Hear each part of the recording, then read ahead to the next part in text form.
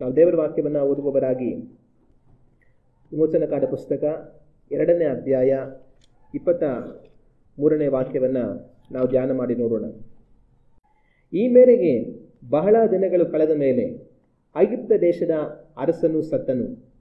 ಇಸ್ರಾಯೇಲರು ತಾವು ಮಾಡಬೇಕಾದ ಬಿಟ್ಟಿ ಕೆಲಸಕ್ಕಾಗಿ ನಿಟ್ಟುಸಿರು ಬಿಟ್ಟು ಗೋಳಾಡುತ್ತಾ ಇದ್ದರು.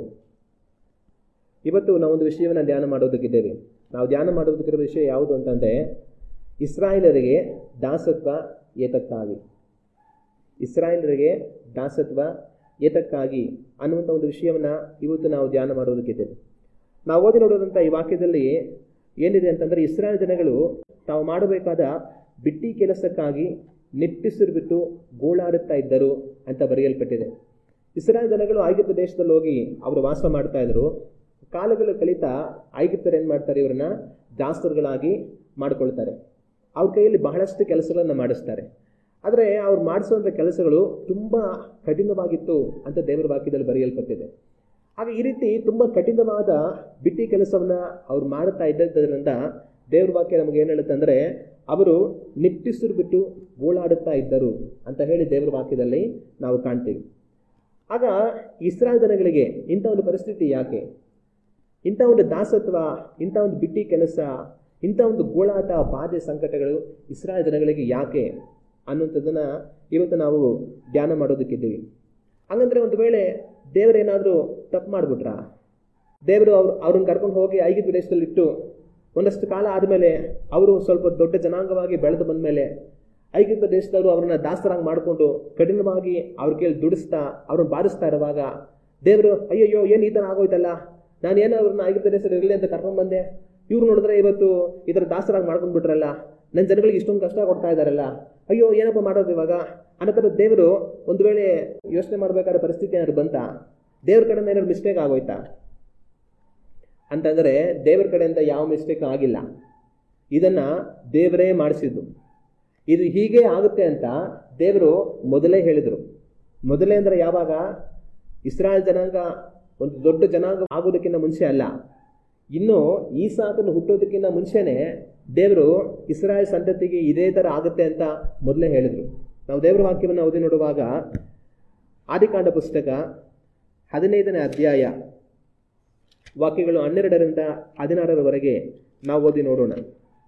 ಹೊತ್ತು ಮುಳುಗುತ್ತಿರುವಾಗ ಅಬ್ರಾಮನಿಗೆ ಗಾಢ ನಿದ್ರೆ ಹತ್ತಿತ್ತು. ಕಾರ್ಗತ್ತಲು ಅವನ ಮೇಲೆ ಕವಿಯಿತು. ಅವನು ಭಯಭ್ರಾಂತನಾದನು. ಆಗ ಯೆಹೋವನು ಅವನಿಗೆ, ನೀನು ಚೆನ್ನಾಗಿ ತಿಳಿಯತಕ್ಕದ್ದೇನೆಂದರೆ, ನಿನ್ನ ಸಂತತಿಯವರು ಅನ್ಯ ದೇಶದಲ್ಲಿ ಕೆಲವು ಕಾಲ ವಾಸವಾಗಿದ್ದು ಆ ದೇಶದವರಿಗೆ ದಾಸರಾಗುವರು. 400 ವರ್ಷ ಆ ದೇಶದವರಿಂದ ಬಾಧೆಪಡುವರು. ಅವರಿಂದ ಬಿಟ್ಟಿ ಕೆಲಸ ಮಾಡಿಸಿಕೊಂಡ ಜನಾಂಗವನ್ನು ನಾನು ಶಿಕ್ಷಿಸಿದ ನಂತರ ಅವರು ಬಹಳ ಆಸ್ತಿವಂತರಾಗಿ ಆ ದೇಶದಿಂದ ಬಿಡುಗಡೆಯಾಗಿ ಬರುವರು. ನೀನಂತೂ ಸಮಾಧಾನದೊಡನೆ ಪಿತೃಗಳ ಬಳಿಗೆ ಸೇರುವೆ, ತುಂಬ ವೃದ್ಧನಾಗಿ ಉತ್ತರ ಕ್ರಿಯೆಯನ್ನು ಹೊಂದುವೆ. ನಿನ್ನ ಸಂತತಿಯವರು 4ನೆಯ ತಲಾಂತರದಲ್ಲಿ ಇಲ್ಲಿಗೆ ತಿರುಗಿ ಬರುವರು. ಅಮೋರಿಯರ ಅಪರಾಧವು ಇನ್ನೂ ಪೂರ್ಣ ಸ್ಥಿತಿಗೆ ಬರಲಿಲ್ಲ ಎಂದು ಹೇಳಿದನು. ಇಲ್ಲಿ ದೇವರು ಅಬ್ರಹಾಮನ ಜೊತೆ ಮಾತಾಡ್ತಾರೆ. ಅಬ್ರಹಾಮನು ಯಜ್ಞವನ್ನು ಅರ್ಪಿಸುವಂಥ ಸಮಯದಲ್ಲಿ ಅಬ್ರಹಾಮನಿಗೆ ಗಾಢ ನಿದ್ರೆ ಬರೋ ಹಾಗೆ ದೇವರು ಮಾಡಿ, ಆನಂತರ ಅಬ್ರಹಾಮನ ಜೊತೆ ದೇವರು ಮಾತಾಡ್ತಾರೆ. ಇದು ಯಾವ ಕಾಲಘಟ್ಟ, ಇನ್ನು ಈಸಾಕನು ಹುಟ್ಟಿಲ್ಲ. ಈಸಾಕನು ಹುಟ್ಟೋದಕ್ಕಿಂತ ಮುಂಚೆ, ಇನ್ನೂ ಹೇಳ್ಬೇಕಂದ್ರೆ ಇಸ್ಮಾಯಿಲ್ ಕೂಡ ಹುಟ್ಟಿಲ್ಲ. ಇಸ್ಮಾಯಿಲ್ ಹುಟ್ಟೋದಕ್ಕಿಂತ ಮುಂಚೆನೇ ದೇವರೇನು ಮಾಡ್ತಾರೆ, ಅಬ್ರಹಾಮನ ಜೊತೆ ಮಾತಾಡ್ತಾರೆ. ಮಾತಾಡಿ ಏನು ಹೇಳ್ತಾರೆ ಅಂತಂದರೆ, ನೀನು ಚೆನ್ನಾಗಿ ತಿಳಿಯಬೇಕಾಗಿರುವಂಥ ಒಂದು ವಿಷಯ ಏನಂತಂದರೆ, ನಿನ್ನ ಸಂತತಿಯವರು ಅನ್ಯ ದೇಶದಲ್ಲಿ ಕೆಲವು ಕಾಲ ವಾಸವಾಗಿರ್ತಾರೆ. ಅಬ್ರಹಾಮನ ಸಂತತಿಯವರು ಯಾರು? ಈಸಾಕನ ನಂತರ ಯಾಕೋಬನ ನಂತರ ಯಾಕೋಬನಿಗೆ 12 ಮಕ್ಕಳು, ಮತ್ತು ಅವರು ಒಂದು ದೊಡ್ಡ ಜನಾಂಗವಾಗಿ ಇಸ್ರಾಯೇಲ್ ಜನವಾಗಿ ಅವರು ಬೆಳೀತಾರೆ. ಆಗ ಇವರು ಏನಾಗಿರ್ತಾರೆ, ಕೆಲವು ಕಾಲ ಅನ್ಯ ದೇಶದಲ್ಲಿ ಅವರು ವಾಸವಾಗಿರ್ತಾರೆ ಅಂತ ಹೇಳಿ ಆ ದೇಶದವರಿಗೆ ಅವರು ದಾಸರಾಗಿರ್ತಾರೆ ಅಂತ ದೇವರು ಹೇಳ್ತಾರೆ. 400 ವರ್ಷ ಆ ದೇಶದವರಿಂದ ಅವರು ಬಾಧೆ ಪಡ್ತಾರೆ ಅಂತ ಹೇಳ್ತಾರೆ. ಅಲ್ಲಿ ಅವರಿಂದ ಬಿಟ್ಟಿ ಕೆಲಸ ಮಾಡಿಸಿಕೊಂಡ ಜನಾಂಗವನ್ನು ನಾನು ಶಿಕ್ಷಿಸಿದ ನಂತರ ಅವರು ಬಹಳ ಆಸ್ತಿವಂತರಾಗಿ ಆ ದೇಶದಿಂದ ಬರ್ತಾರೆ ಅಂತ ಹೇಳ್ತಾರೆ. ಹಾಗೆ ದೇವರು ಇಲ್ಲಿ ಮೊದಲೇ ಹೇಳ್ಬಿಡ್ತಾರೆ, ಇನ್ನು ಈಸಾಕನು ಇಸ್ಮಾಯಿಲ್ ಹುಟ್ಟೋದಕ್ಕಿಂತ ಮುಂಚೆನೇ ಅಬ್ರಹಾಮಿಗೆ ದೇವರು ಹೇಳೋದು, ನಿನ್ನ ಸಂತತಿಯವರು ಅನ್ಯ ದೇಶದಲ್ಲಿ ಕೆಲವು ಕಾಲ ವಾಸವಾಗಿರ್ತಾರೆ. ಅವರಿಗೆ ದಾಸರಾಗಿರ್ತಾರೆ, ಅವರಿಗೆ ಬಿಟ್ಟಿ ಕೆಲಸವನ್ನ ಮಾಡುವವರಾಗಿರ್ತಾರೆ. ಈ ರೀತಿಯಾಗೆಲ್ಲ 400 ವರ್ಷಗಳು ಅವರನ್ನು ಅವರು ಬಾಧಿಸ್ತಾರೆ ಅಂತೆಲ್ಲ ಇಸ್ರಾಯೇಲ್ ಜನಾಂಗ ಬರೋದಕ್ಕಿಂತ ಮುಂಚೆನೆ ದೇವರು ಹೇಳಿ ಬಿಡುವಂಥದ್ದನ್ನ ನಾವು ದೇವರ ವಾಕ್ಯದಲ್ಲಿ ಕಾಣ್ತೀವಿ. ಆಗ ಇಸ್ರಾಯೇಲ್ ಜನಗಳಿಗೆ ಸಂಭವಿಸಿದಂತ ಈ ಒಂದು ಘಟನೆ ಆಕಸ್ಮಿಕವಾಗಿ ಆದದ್ದಲ್ಲ, ದೇವರಿಗೆ ಗೊತ್ತಿಲ್ಲದ ಆದದ್ದಲ್ಲ. ದೇವರು ಅವ್ರನ್ನೆಲ್ಲ ಅಲ್ಲಿ ಕರ್ಕೊಂಡು ಹೋಗಿ ಇಟ್ಟ ನಂತರ ಒಂದಷ್ಟು ಕಾಲ ಆದ್ಮೇಲೆ ಅವರನ್ನ ದಾಸರಾಗಿ ಮಾಡ್ಕೊಂಡ್ಬಿಟ್ಟು ಅವ್ರನ್ನ ಬಾರಿಸ್ತಾ ಇದ್ದಾಗ ಆಮೇಲೆ ದೇವರು ಅಯ್ಯಯ್ಯೋ ಏನಪ್ಪ ಹಿಂಗಾಗೋಯ್ತು, ಅವ್ರನ್ನ ಕರ್ಕೊಂಡ್ ಬಂದು ಇವರೆಲ್ಲ ದಾಸರಾಗಿ ಮಾಡ್ಕೊಂಡ್ಬಿಟ್ರಲ್ಲ, ನನ್ನ ಜನಗಳು ಕಷ್ಟಪಡ್ತಾ ಇದಾರಲ್ಲ ಅಂತ ಹೇಳ್ಬೇಕಾದ್ರೆ ಅಗತ್ಯ ದೇವರಿಗೆ ಇಲ್ಲ. ಇದು ಹೀಗೆ ಆಗುತ್ತೆ ಅಂತ ದೇವರಿಗೆ ಗೊತ್ತು. ಇದು ಹೀಗೆ ಆಗುತ್ತೆ ಅಂತ ದೇವ್ರಿಗೆ ಗೊತ್ತಿರೋದು ಮಾತ್ರ ಅಲ್ಲ, ಇದು ಹೀಗೆ ಆಗಬೇಕಂತ ಮಾಡಿ ದೇವರ ಆ ಕಾರ್ಯವನ್ನು ಮಾಡಿಸಿದ್ರು. ಆಗ ಇಸ್ರಾಯೇಲ್ ಜನಗಳು ಅಲ್ಲಿ ಹೋಗಿ ದಾಸರಾದರು, ಅವರಿಗೆ ಬಿಟ್ಟಿ ಕೆಲಸವನ್ನು ಮಾಡುವವರಾದರು, ಇಂಥ ಗೋಳು ಸಂಕಟ ಪಾಡು ಬಾರಿಗಳಿಗೆ ಅವ್ರು ಒಳಗಾದ್ರು ಅಂತಂದ್ರೆ ಅದನ್ನ ದೇವರೇ ಮಾಡಿಸಿದ್ದು. ಆಗ ದೇವರದನ್ನ ಯಾಕೆ ಮಾಡಿಸಿದ್ರು? ಈ ಜನಗಳು ಹೋಗಿ ಈ ರೀತಿ ಐಗುಪ್ತ ದೇಶದಲ್ಲಿ ಬಾಧೆ ಪಟ್ಟು ದಾಸರಾಗಿ ಕಷ್ಟಪಡಬೇಕನ್ನುವಂತ ಕಾರಣ ಏನು? ದೇವರದನ್ನ ಮಾಡಿಸೋದಕ್ಕೆ ಕಾರಣ ಏನು? ಇವತ್ತು ಸಹ ಅನೇಕ ಸಮಯಗಳಲ್ಲಿ ನಮ್ಮ ಜೀವಿತಗಳಲ್ಲಿ ಏನಾಗುತ್ತೆ ಅಂದ್ರೆ, ನಾವು ಕೆಲವೊಂದ್ಸರಿ ಕೆಲವೊಂದು ಕಷ್ಟಗಳು, ಕೆಲವೊಂದು ಪಾಡುಗಳು, ಕೆಲವೊಂದು ಸಮಸ್ಯೆಗಳು, ಕೆಲವೊಂದು ಬಾಧೆಗಳು, ಇಕ್ಕಟ್ಟುಗಳ ಮುಖಾಂತರ ಹೋಗುವಾಗ ನಮಗೂ ಅನೇಕ ಪ್ರಶ್ನೆಗಳು ಬರುತ್ತೆ. ಅಯ್ಯೋ ದೇವರೇ, ಯಾಕಪ್ಪ ಈ ಕಷ್ಟ, ಯಾಕಪ್ಪ ಈ ಸಂಕಟ, ಯಾಕಪ್ಪ ಈ ಬಾಧೆಗಳು, ಅಯ್ಯೋ ದೇವರೇ ಯಾಕಪ್ಪ ಹಿಂಗಾಯ್ತು ನಮ್ಮ ಜೀವಿತದಲ್ಲಿ ಅಂತ ಅನೇಕ ಸಮಯಗಳಲ್ಲಿ ನಮಗೆ ಅನಿಸುತ್ತೆ. ಆಗ ಇವತ್ತು ಇಸ್ರಾಯೇಲ್ ಜನಗಳಿಗೆ ಈ ಒಂದು ಬಾಧೆ ಯಾಕೆ ಬಂತು ಅನ್ನೋದನ್ನ ನಾವು ಧ್ಯಾನ ಮಾಡಿ ನೋಡಿದ್ರೆ ಬಹುಶಃ ನಮಗೂ ಸಹ ಅಂತ ಪರಿಸ್ಥಿತಿಗಳು ಯಾಕೆ ಬರಬಹುದು ಅನ್ನೋದಕ್ಕೆ ಉತ್ತರ ಸಿಗೋದಕ್ಕೆ ಅವಕಾಶ ಇರುತ್ತೆ. ಸರಿ, ಹಾಗಾದ್ರೆ ಇಸ್ರಾಯೇಲ್ ಜನಗಳಿಗೆ ಈ ಬಾಧೆಯನ್ನು ದೇವರು ಯಾಕೆ ಅನುಮತಿಸಿದ್ರು, ಅದ್ರ ಮುಖಾಂತರ ದೇವರು ಅವರನ್ನು ಯಾಕೆ ಕಳಿಸಿದ್ರು ಅನ್ನೋದನ್ನ ನಾವು ಧ್ಯಾನ ಮಾಡಿ ನೋಡೋಣ. ಮೊಟ್ಟ ಮೊದಲಾಗಿ ಅವರಿಗೆ ಬಾಧೆ ಯಾಕೆ ಬಂತು ಅನ್ನೋದಕ್ಕಿಂತ ಮುಂಚೆ ಐಗುಪ್ತ ದೇಶಕ್ಕೆ ಇವರು ಯಾಕೆ ಹೋಗ್ಬೇಕಾಗಿತ್ತು? ಕಾನಾನ್ ದೇಶದಲ್ಲೇ ಇರ್ಬೋದಾಗಿತ್ತಲ್ಲ. ದೇವರು ಅಬ್ರಹಾಮನನ್ನು ವಾಗ್ದಾನ ಮಾಡಿ ಕರೆದು ಕಾನಾನ್ ದೇಶಕ್ಕೆ ಕರ್ಕೊಂಡು ಬಂದು ಈ ದೇಶವನ್ನು ನಿನ್ನ ಸಂತತಿಗೆ ನಾನು ಕೊಡ್ತೀನಿ ಅಂತ ದೇವರೆಲ್ಲ ಹೇಳಿದ್ರು. ಆದ್ರೆ ಅದಾದ ನಂತರ ಕೆಲವು ಕಾಲ ನಿನ್ನ ಜನಗಳು ಅನ್ಯ ದೇಶದಲ್ಲಿ ದಾಸರಾಗಿರ್ತಾರೆ, ಅಲ್ಲಿ ಹೋಗಿ ವಾಸ ಮಾಡ್ತಾರೆ ಅಂತ ದೇವರು ಹೇಳ್ತಾರೆ. ಆಗ ಅಬ್ರಹಾಮನ ಸಂತತಿಯವರು ಅನ್ಯ ದೇಶದಲ್ಲಿ ಹೋಗಿ ವಾಸ ಮಾಡ್ಬೇಕನ್ನೋ ಅಗತ್ಯ ಏನು? ಐಗುಪ್ತ ದೇಶಕ್ಕೆ ವಾಸಕ್ಕೆ ಹೋಗಬೇಕಾಗಿರುವಂತ ಅಗತ್ಯ ಏನು? ಕಾನಾನ್ ದೇಶದಲ್ಲೇ ಇದು ಇರ್ಬೋದಾಗಿತ್ತಲ್ವಾ? ದೇವರವರನ್ನ ಐಗುಪ್ತ ದೇಶಕ್ಕೆ ಯಾಕೆ ಕಳಿಸಿದ್ರು? ಅಂದ್ರೆ ಯೋಸೇಫನ ಕಾಲದಲ್ಲಿ ಬರ ಬಂದಾಗ ಯೋಸೇಫನ ಮುಖಾಂತರ ಯಾಕೋಬನ ಮನೆಯವರೆಲ್ಲರೂ ಏನ್ ಮಾಡ್ತಾರೆ? ಐಗುಪ್ತ ದೇಶಕ್ಕೆ ಹೊರಟು ಹೋಗ್ತಾರೆ. ಆಗ ಯೋಸೇಫ ಹೇಳ್ತಾನೆ ತನ್ನ ಅಣ್ಣ ತಮ್ಮಂದರಿಗೆ, ಇದು ನಿಮ್ಮದಾದದಲ್ಲ, ಇದು ದೇವರನ್ನಾದದ್ದು, ದೇವರೇ ನಿಮ್ಮ ಮುಂದಾಗಿ ನನ್ನನ್ನು ಇಲ್ಲಿಗೆ ಕಳುಹಿಸಿದ್ದಾರೆ. ಆಗ ನಮ್ಮನ್ನ ಈ ರೀತಿ ಈ ಕಾಲದಲ್ಲಿ ಪೋಷಿಸಬೇಕು ಅನ್ನೋದಕ್ಕೋಸ್ಕರ ದೇವರೇ ನಮ್ಮೆಲ್ಲರನ್ನ ಇಲ್ಲಿಗೆ ಕರ್ಕೊಂಡು ಬಂದಿದ್ದಾರೆ ಅಂತ ಯೋಸೇಫನ ಹೇಳೋದನ್ನ ನಾವು ಕಾಣ್ತೀವಿ. ಆಗ ಆ ಕಾಲದಲ್ಲಿ ದೇವರು ಅವರನ್ನ ಐಗುಪ್ತ ದೇಶಕ್ಕೆ ಕರ್ಕೊಂಡು ಹೋಗುವಂಥದ್ದನ್ನ ದೇವರ ವಾಕ್ಯದಲ್ಲಿ ನಾವು ಕಾಣ್ತೀವಿ. ಆಗ ಮೊಟ್ಟ ಮೊದಲಾಗಿ ದೇವರವರನ್ನ ಕಾನಾನ್ ದೇಶದಿಂದ ಐಗುಪ್ತ ದೇಶಕ್ಕೆ ಕರ್ಕೊಂಡು ಹೋಗೋದಕ್ಕೆ ಕಾರಣ ಏನು? ದೇವರವರನ್ನ ಐಗುಪ್ತ ದೇಶಕ್ಕೆ ಕರ್ಕೊಂಡು ಹೋಗೋದಕ್ಕೆ ಕಾರಣ ಏನು ಅಂತಂದ್ರೆ ಅವರ ಭದ್ರತೆಗೋಸ್ಕರವಾಗಿ. ಅಂದ್ರೆ ಈಗ ಅಬ್ರಹಾಮನ ಸಂತತಿ ಏನಾಗಬೇಕು? ಈಗ ಒಂದು ಚಿಕ್ಕ ಗುಂಪಾಗಿ ಅವರಿದ್ದಾರೆ. ಅದ್ರ ಕಾಲಗಳು ಹೋಗ್ತಾ ಹೋಗ್ತಾ ಅವರೊಂದು ದೊಡ್ಡ ಜನಾಂಗವಾಗಿ ಬೆಳಿಬೇಕು, ಒಂದು ದೇಶವಾಗಿ ಅವರು ಬೆಳಿಬೇಕು. ಆದ್ರೆ ಒಂದು ದೇಶವಾಗಿ ಅವರು ಬೆಳೆದು ಬರೋದಕ್ಕಿಂತ ಮುಂಚೆ ಅವರಿಗೆ ಕಾವಲು ಬೇಕು, ಒಂದು ಭದ್ರತೆ ಬೇಕು, ಒಂದು ಆಶ್ರಯ ಬೇಕು. ಈಗ ಸಹಜವಾಗಿ ಚಿಕ್ಕ ಕೋಳಿ ಮರಿಗಳಿರುತ್ತೆ, ಮೊಟ್ಟೆಯಿಂದ ಒಡೆದು ಅದು ಆಚೆ ಬರುತ್ತೆ, ಚಿಕ್ಕ ಮರಿಗಳು ಓಡಾಡ್ತಾ ಇರುತ್ತೆ. ಈಗ ಆ ಚಿಕ್ಕ ಕೋಳಿ ಮರಿ ದೊಡ್ಡದಾಗಿ ತಾನೇ ತನ್ನ ಜೀವನವನ್ನ ಇನ್ನ ನೋಡ್ಕೊಳ್ಳುವಂತ ಪರಿಸ್ಥಿತಿ ಬರೋವರೆಗೂ ಸಹ ಅದಕ್ಕೆ ಒಂದು ಭದ್ರತೆ ಬೇಕು. ಅದಕ್ಕೇನು ಭದ್ರತೆ ಬೇಕು? ಒಂದು ತಾಯಿಯ ಭದ್ರತೆ ಬೇಕು.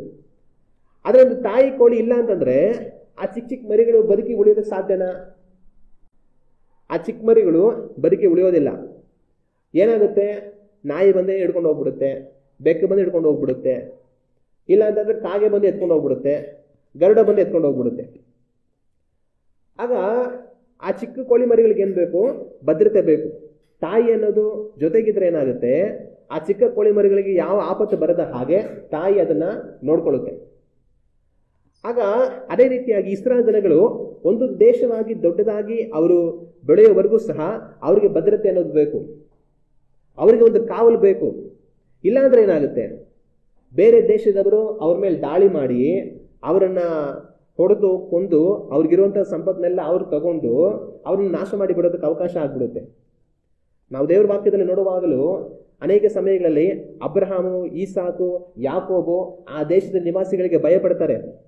ಯಾಕೋಬನ ಮಕ್ಕಳು ಲೇವಿ ಮತ್ತೆ ಸಿಮೆಯೋನ ಆ ಶೆಕೆಂ ಪಟ್ಟಣದವರನ್ನೆಲ್ಲ ಸಂಹರಿಸ್ಬಿಡ್ತಾರೆ, ತಮ್ಮ ತಂಗಿಯನ್ನ ಅವನ ಅತ್ಯಾಚಾರ ಮಾಡ್ದ ಅಂತೇಳಿ. ಆಗ ಯಾಕೋಬನು, ನನಗಿರುವಂತವ್ರು ಸ್ವಲ್ಪ ಜನ, ಈ ದೇಶದವರೆಲ್ಲ ನಮ್ಮ ಮೇಲೆ ಬಿದ್ದರೆ ನಾವೇನಾಗಬೇಕು, ನೀವೆಂತ ಕೆಲಸ ಮಾಡಿದ್ರಿ ಅಂತ ಯಾಕೋಬನು ಅವರಿಗೆ ಬಯೋದನ್ನು ನಾವು ನೋಡ್ತೀವಿ. ಆಗ ಯಾಕೋಬನು ಆ ದೇಶದ ನಿವಾಸಿಗಳಿಗೆ ಭಯಪಟ್ಟ. ಆಗ ಒಂದು ವೇಳೆ ಅವರೆಲ್ಲ ಅಲ್ಲೇ ಇದ್ದು ಇನ್ನೂ ಒಂದಷ್ಟು ದೊಡ್ಡ ಜನಗಳಾಗಿ ಬೆಳೀತಾ ಬೆಳೀತಾ ದೇವರವರನ್ನ ಆಶೀರ್ವಾದ ಮಾಡಿ ಒಳ್ಳೆ ಹಣಕಾಸು ಸಂಪತ್ತು ಎಲ್ಲ ಅವ್ರಿಗಿರುವಾಗ ಅಲ್ಲಿರುವಂತ ಬೇರೆ ದೇಶದ ನಿವಾಸಿಗಳು ಏನ್ ಮಾಡ್ಬೋದು, ಇವ್ರ ಮೇಲೆ ಬಿದ್ದು ಇವರನ್ನ ಒಡೆದು ಕೊಂದು ಇವ್ರಿಗಿರೋದನ್ನೆಲ್ಲ ದೋಚ್ಕೊಂಡ್ಬಿಡುವಂತ ಸಾಧ್ಯತೆ ಇರುತ್ತೆ. ಆಗ ಅಂತ ಒಂದು ಬಾಧೆ ಅವರಿಗೆ ಬೇರೆ ಯಾರಿಂದನೂ ಎದುರಾಗಬಾರದು, ಅವ್ರಿಗೆ ಬೇರೆ ಯಾರಿಂದನೂ ಅಂತ ಬಾಧೆಗಳು ಬರಬಾರದು. ಅವರೊಂದು ದೇಶವಾಗಿ ಬಲಿಷ್ಠವಾಗಿ ಬೆಳೆದು ಬರೋವರೆಗೂ ಅವ್ರಿಗೊಂದು ಬಲವಾದ ಭದ್ರತೆ ಬೇಕು ಅಂತಂತಂದ್ರೆ ಅವ್ರನ್ನ ಕರ್ಕೊಂಡು ಹೋಗಿ ಬೇರೊಂದು ಬಲಿಷ್ಠವಾದ ದೇಶದ ಕೈ ಕೆಳಗಡೆಯಲ್ಲಿ ಬಿಡಬೇಕು. ಒಂದು ಚಿಕ್ಕ ಕೋಳಿ ಮರಿ ದೊಡ್ಡದಾಗುವವರೆಗೂ ದೊಡ್ಡ ಕೋಳಿಯ ಆಶ್ರಯದಲ್ಲಿ ಅದಿರಬೇಕು. ಅದೇ ತರನೇ ಚಿಕ್ಕದಾಗಿರುವಂತಹ ಈ ಒಂದು ಇಸ್ರಾಯೇಲ್ ಜನಾಂಗ ದೊಡ್ಡ ದೇಶವಾಗಿ ಬೆಳೆದು ಬರೋವರೆಗೂ ಬೇರೊಂದು ದೊಡ್ಡ ದೇಶದ ಕೈ ಕೆಳಗಡೆಯಲ್ಲಿ ಅದು ಕಾವಲಲ್ಲಿ ಇರಬೇಕು. ಒಂದು ವೇಳೆ ಕಾನಾನ್ ದೇಶದಲ್ಲಿ ಇವರು ಇದ್ದಿದ್ರೆ ಏನಾಗಿರೋದು, ಸುತ್ತಣ ಬೇರೆ ಎಲ್ಲಾ ದೇಶದವರು ಸೇರ್ಕೊಂಡು ಇವರ ಮೇಲೆ ಬಿದ್ದು ಇವರನ್ನ ನಾಶ ಮಾಡೋದಕ್ಕೆ ಅವಕಾಶ ಇರ್ತಾ ಇತ್ತು. ಆದ್ರೆ ಆಗಬಾರ್ದು ಅಂತ ದೇವರೇನ್ ಮಾಡಿದ್ರು, ಅವರೆಲ್ಲರನ್ನ ಐಗುಪ್ತ ದೇಶಕ್ಕೆ ಕರ್ಕೊಂಡು ಹೋದ್ರು. ಯಾವ ತರ ಚಿಕ್ಕ ಚಿಕ್ಕ ಕೋಳಿ ಮರಿಗಳನ್ನ ಕೋಳಿಯ ತಾಯಿ ರೆಕ್ಕೆಯ ಕೆಳಗಡೆ ಅದು ಸುರಕ್ಷಿತವಾಗಿರುತ್ತೋ ಅದೇ ತರ ದೇವರು ಇವರನ್ನ ದೊಡ್ಡದಾಗಿ ಮಾಡೋವರೆಗೂ ಸಹ ಐಗುಪ್ತ ದೇಶ ಅನ್ನುವಂತ ರೆಕ್ಕೆಯ ಕೆಳಗಡೆಯಲ್ಲಿ ಇಟ್ರು. ಈ ಐಗುಪ್ತ ದೇಶ ಆ ಕಾಲದಲ್ಲಿ ಬಲಿಷ್ಠವಾದ ದೇಶ. ಯಾಕೋಬನು ಇದ್ದಂತ ಕಾಲದಲ್ಲಿ ಐಗುಪ್ತ ದೇಶ ಬಲಿಷ್ಠವಾದ ದೇಶ. ಸುತ್ತಮುತ್ತಲ ಎಲ್ಲಾ ದೇಶಗಳಿಗೂ ಎಲ್ಲಾ ರಾಜ್ಯಗಳಿಗೂ ಪ್ರಬಲವಾದ ದೇಶವಾಗಿತ್ತು. ಆಗ ಅವ್ರ ಮೇಲೆ ಹೋಗಿ ಯುದ್ಧ ಮಾಡಿ ಈ ಇಸ್ರಾಯೇಲರನ್ನ ನಾಶ ಮಾಡೋದಕ್ಕೆ ಯಾರನ್ನ ಆಗ್ತಾ ಇರಲಿಲ್ಲ. ಅದಕ್ಕೋಸ್ಕರವಾಗಿ ದೇವರೇನ್ ಮಾಡಿದಂದ್ರೆ ಅವರ ಆಶ್ರಯಕ್ಕೆ ಇವರನ್ನ ಕೊಟ್ಟರು.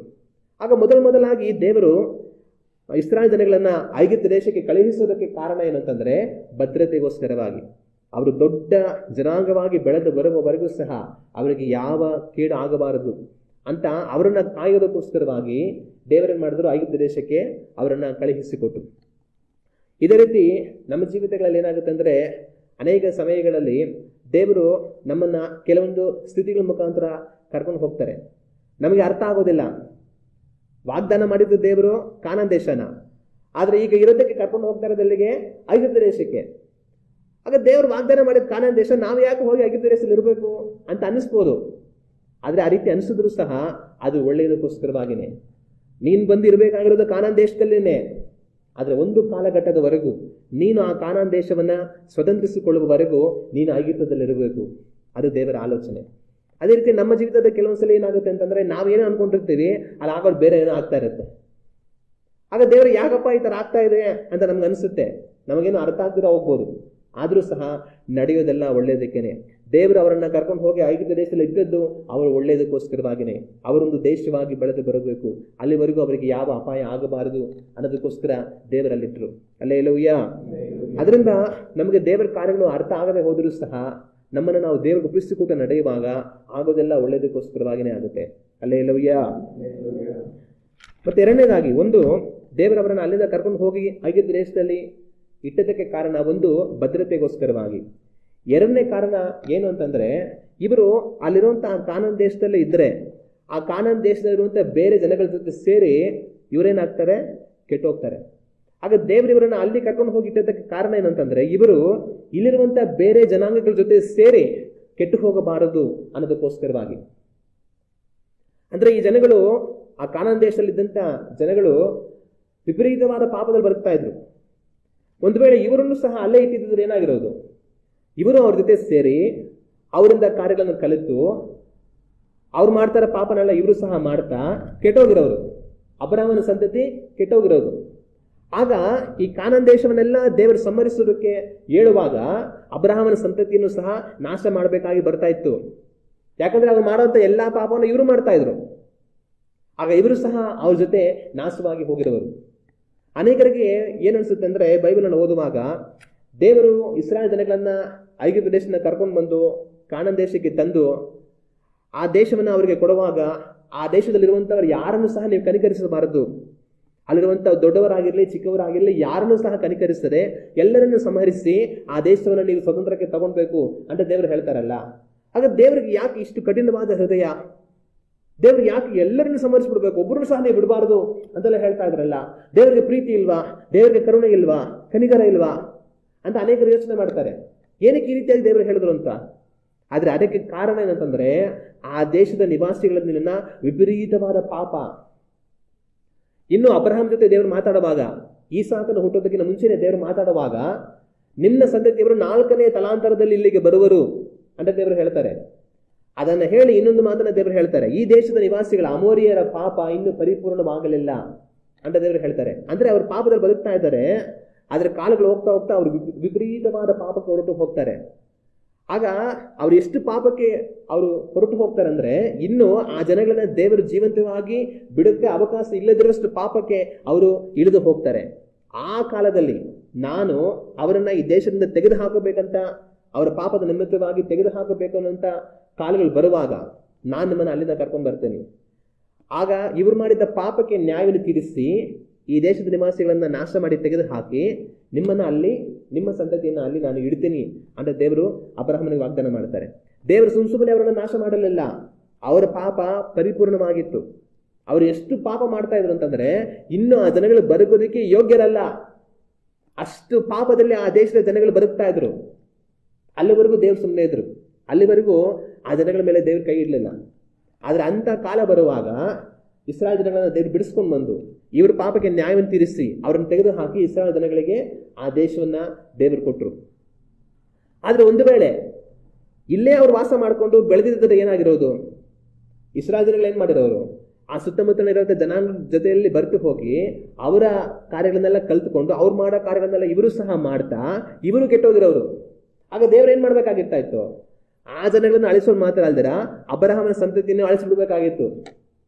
ಇನ್ನು ನಾವು ದೇವರ ವಾಕ್ಯದಲ್ಲಿ ನೋಡುವಾಗ ಏನಾಗುತ್ತೆ ಅಂದ್ರೆ, ಈ ಜನಗಳನ್ನೆಲ್ಲ ತೆಗೆದು ಹಾಕಿದೆ ಅಂತ ದೇವರು ಹೇಳ್ತಾರೆ. ಏನ್ ಕಾರಣ? ಅವರು ವಿಪರೀತವಾದ ಪಾಪದಲ್ಲಿ ಬದುಕ್ತಾ ಇದ್ದಾರೆ. ಅವ್ರನ್ನ ಹಂಗೆ ಬಿಟ್ಟು ನೀವು ಅವ್ರ ಜೊತೆಯಲ್ಲಿ ಸೇರಿ ಬದುಕಿದ್ರೆ ಅವರು ಅವರ ಎಲ್ಲಾ ಪಾಪವನ್ನು ನಿಮಗೆ ಕಲಿಸ್ತಾರೆ. ಅದರಿಂದ ನೀವೇನು ಹತ್ತಿರ ಕೆಟ್ಟು ಹೋಗ್ತೀರಾ. ನೀವು ಕೆಟ್ಟು ಹೋದ್ರೆ ನಾನು ನಿಮ್ಮನ್ನ ಆ ದೇಶದಿಂದ ತೆಗೆದು ಹಾಕ್ಬಿಡ್ತೀನಿ ಅಂತ ದೇವರು ಹೇಳ್ತಾರೆ. ಆದ್ರೆ ಈ ಜನಗಳೇನ್ ಮಾಡ್ತಾರೆ? ಆ ಕೆಲಸ ಮಾಡೋದಿಲ್ಲ. ಹೋಗಿ ಸುಮಾರು ಜನಗಳನ್ನ ಸಂಹರಿಸಿ ಆ ದೇಶವನ್ನೆಲ್ಲ ಸ್ವತಂತ್ರ ಮಾಡ್ಕೊಳ್ತಾರೆ. ಆದ್ರೂ ಇನ್ನ ತುಂಬಾ ಜನಗಳನ್ನ ಹಾಗೆ ಬಿಟ್ಬಿಡ್ತಾರೆ. ಕಾಲಗಳು ಹೋಗ್ತಾ ಹೋಗ್ತಾ ಹೋಗ್ತಾ ಏನಾಗುತ್ತೆ, ಆ ಉಳಿದಿರುವಂತ ಜನಗಳು ಅವರ ಕಾರ್ಯಗಳನ್ನೆಲ್ಲ ಇವರಿಗೆ ಕಲಿಸಿ ಇವರು ಕೆಟ್ಟೋಗಂತದನ್ನ ದೇವರ ವಾಕ್ಯದಲ್ಲೇ ನಾವು ಕಾಣ್ತೀವಿ. ಆಗ ಒಂದು ಕಾಲದಲ್ಲಿ ಅದೇ ರೀತಿಯಾಗಿ ಆಯ್ತು. ಆದ್ರೆ ಪ್ರಾರಂಭದಲ್ಲೇ ಅವ್ರನ್ನ ಅಲ್ಲೇ ಬಿಟ್ಬಿಟ್ಟಿದ್ದಾರೆ. ಇವರು ಪ್ರಾರಂಭದಲ್ಲೇನೆ ಏನಾಗಿರೋರು, ಆ ಸುತ್ತಲ ಜನಾಂಗದ ತರ ಇವರು ಸಹ ಆಗೋಗಿ ಕೆಟ್ಟೋಗಿರೋರು. ಆಗ ದೇವರು ಇಸ್ರಾಯೇಲ್ ಜನಗಳನ್ನ ಅಲ್ಲಿಂದ ಕರ್ಕೊಂಡು ಹೋಗಿ ಐಗುಪ್ತ ದೇಶಕ್ಕೆ ಬಿಟ್ಟಿದ್ದಕ್ಕೆ ಕಾರಣ ಏನು ಅಂತಂದ್ರೆ, ಈ ಇಸ್ರಾಯೇಲ್ ಜನಗಳು ಅಬ್ರಹಾಮನ ಸಂತತಿಯವರು ಆ ದೇಶ ನಿವಾಸಿಗಳ ಕಾರ್ಯಗಳನ್ನ ಕಲಿತುಕೊಳ್ಳಬಾರದು ಅಂತ ಹೇಳಿ. ಈ ಐಗುಪ್ತ ದೇಶದಲ್ಲಿ ಇದ್ದಾಗ ಅವ್ರು ಯಾವ ತರ ಇದ್ರು? ಐಗುಪ್ತ ದೇಶದಲ್ಲಿ ಇದ್ದಾಗ ಅವ್ರು ಬೇರೆ ಯಾರ ಜೊತೆ ಸೇರೋದಕ್ಕೆ ಅವಕಾಶ ಇರಲಿಲ್ಲ. ಅವರು ಗೋಷೆನ್ ಸೀಮೆಯಲ್ಲಿ ಪ್ರತ್ಯೇಕವಾದ ಜನವಾಗಿ ಅವ್ರು ಬದುಕ್ತಾ ಇದ್ರು. ಈ ಐಗುಪ್ತರು ಅವ್ರನ್ನ ಸೇರಿಸ್ಕೊಳ್ತಾ ಇರಲಿಲ್ಲ. ಈ ಪಶು ಕಾಯೋರು ಅಂತಂತಂದ್ರೆ ಐಗುಪ್ತರಿಗೆ ಸರಿ ಬರ್ತಾ ಇರಲಿಲ್ಲ. ಆಗ ಇವ್ರೇನ್ ಮಾಡೋರು ಅಂತಂದ್ರೆ ಅವ್ರನ್ನ ಸೇರ್ತಾ ಇರಲಿಲ್ಲ. ಇದರಿಂದ ಏನಾಯ್ತು, ಇಸ್ರಾಯೇಲ್ ಜನಗಳು ಪ್ರತ್ಯೇಕವಾಗಿ ಇದ್ಕೊಂಡು ಬೇರೆ ಯಾವುದೇ ಜನಾಂಗ ಜೊತೆ ಅವ್ರಿಗೆ ಸಂಪರ್ಕ ಇಲ್ದಿರ ಬೇರೆ ಜನಗಳ ದುಷ್ಕೃತ್ಯಗಳನ್ನ ಕಲಿಯೋದಕ್ಕೆ ಅವರಿಗೆ ಅವಕಾಶ ಇರಲಿಲ್ಲ. ಅದಕ್ಕೋಸ್ಕರವಾಗಿ ದೇವರೇನ್ ಮಾಡ್ತಾರೆ, ಅವ್ರನ್ನ ಕರ್ಕೊಂಡು ಹೋಗಿ ಐಗುಪ್ತ ದೇಶದಲ್ಲಿ ಬಿಡುವಂಥದ್ದನ್ನ ನಾವು ದೇವರ ವಾಕ್ಯದಲ್ಲೇ ಕಾಣ್ತೇವೆ. ಆದ್ರೆ ಇದನ್ನ ನಾವು ಧ್ಯಾನ ಮಾಡುವಾಗ ಇವತ್ತು ನಾನು ನೀವು ಯೋಚನೆ ಮಾಡಬೇಕಾಗಿರುವಂತ ಒಂದು ವಿಷಯ ಏನಂತಂದ್ರೆ, ದೇವರು ಇಸ್ರಾಯೇಲ್ ಜನಗಳನ್ನ ಬೇರೆ ಜನಗಳ ಜೊತೆಯಲ್ಲಿ ಅವ್ರು ಬೆರೆತು ಹೋಗಿ ಅವರ ಪಾಪಗಳನ್ನ ಕಲಿಬಾರದು ಅನ್ನೋದಕ್ಕೋಸ್ಕರ ಅವರನ್ನ ಪ್ರತ್ಯೇಕವಾಗಿ ಕರ್ಕೊಂಡು ಹೋಗಿ ಐಗುಪ್ತ ದೇಶದಲ್ಲಿ ಇಟ್ರು. ಇವತ್ತು ನಾನು ನೀವು ಯಾವ ತರ ಜೀವಿಸ್ತಾ ಇದ್ದೀವಿ, ನಮ್ಮ ಬಗ್ಗೆ ಒಂದು ಕ್ಷಣ ನಾವು ಯೋಚನೆ ಮಾಡಬೇಕು. ನಾವು ಎಂಥವ್ರ ಜೊತೆ ಫ್ರೆಂಡ್ಶಿಪ್ ಮಾಡ್ತೀವಿ, ನಾವು ಎಂಥವ್ರ ಜೊತೆ ಸಹವಾಸ ಮಾಡ್ತೀವಿ, ಎಂಥವ್ರ ಜೊತೆ ಮಾತಾಡ್ತೀವಿ, ಎಂಥವ್ರ ಜೊತೆ ಚಾಟಿಂಗ್ ಮಾಡ್ತೀವಿ, ಎಂಥವ್ರ ಜೊತೆ ಹೋಗ್ತೀವಿ ಬರ್ತೀವಿ, ಎಂಥವ್ರ ಜೊತೆ ಕುಳಿತುಕೊಳ್ತೀವಿ, ನಮ್ಮ ಸ್ನೇಹಿತರು ಯಾರು, ನಮಗೆ ತುಂಬ ಇಷ್ಟ ಇರುವಂಥ ಮನುಷ್ಯರು ಯಾರು, ನಮ್ಮ ಸಹವಾಸ ಯಾರ ಜೊತೆ ಇದೆ, ಇವತ್ತು ನಾವೊಂದು ಕ್ಷಣ ಯೋಚನೆ ಮಾಡಿ ನೋಡಬೇಕು. ಇಸ್ರಾಯೇಲ್ ಜನಗಳು ಬೇರೆ ದುಷ್ಕೃತ್ಯವನ್ನು ಮಾಡುವಂಥ ಜನಾಂಗಗಳ ಜೊತೆಯಲ್ಲಿ ಬೆರೆತು ಹೋಗುವಂಥದ್ದು ದೇವರಿಗೆ ಇಷ್ಟ ಇರಲಿಲ್ಲ. ಅದಕ್ಕಾಗಿಯೇ ದೇವರು ಅವ್ರನ್ನ ಕರ್ಕೊಂಡು ಹೋಗಿ ಪ್ರತ್ಯೇಕವಾಗಿಟ್ರು. ಇವತ್ತು ನಾನು ನೀವು ಪಾಪದಲ್ಲಿ ಬದುಕುವಂತವರ ಬೇರೆಯವರ ಸಂಪರ್ಕದಲ್ಲಿ ಜೀವಿಸಬೇಕನ್ನುವಂಥದ್ದು ದೇವರಿಗೆ ಇಷ್ಟ ಇಲ್ಲ. ದೇವರು ನಮ್ಮನ್ನ ಈ ಲೋಕದಿಂದ ಪ್ರತ್ಯೇಕ ಮಾಡಿ ತೆಗೆದಿದ್ದಾರೆ. ಆದ್ರೆ ನಾವು ಇವತ್ತು ಯಾವ ತರ ಜೀವಿಸ್ತಾ ಇದ್ದೇವೆ ನಾವು ಯೋಚನೆ ಮಾಡಿ ನೋಡಬೇಕು. ನಾವು ಈ ಲೋಕದಲ್ಲಿ ಬದುಕುವಂತವರ ಜೊತೆಯಲ್ಲಿ, ಪಾಪದಲ್ಲಿ ಬದುಕುವಂತವರ ಜೊತೆಯಲ್ಲಿ ಸಹವಾಸವಿಲ್ಲದೆ ನಮ್ಮನ್ನು ಪ್ರತ್ಯೇಕಿಸಿಕೊಂಡು ಜೀವಿಸಬೇಕೆಂಬುದಾಗಿ ದೇವರು ಇಷ್ಟಪಡ್ತಾರೆ. ಕಾರಣ ಏನು?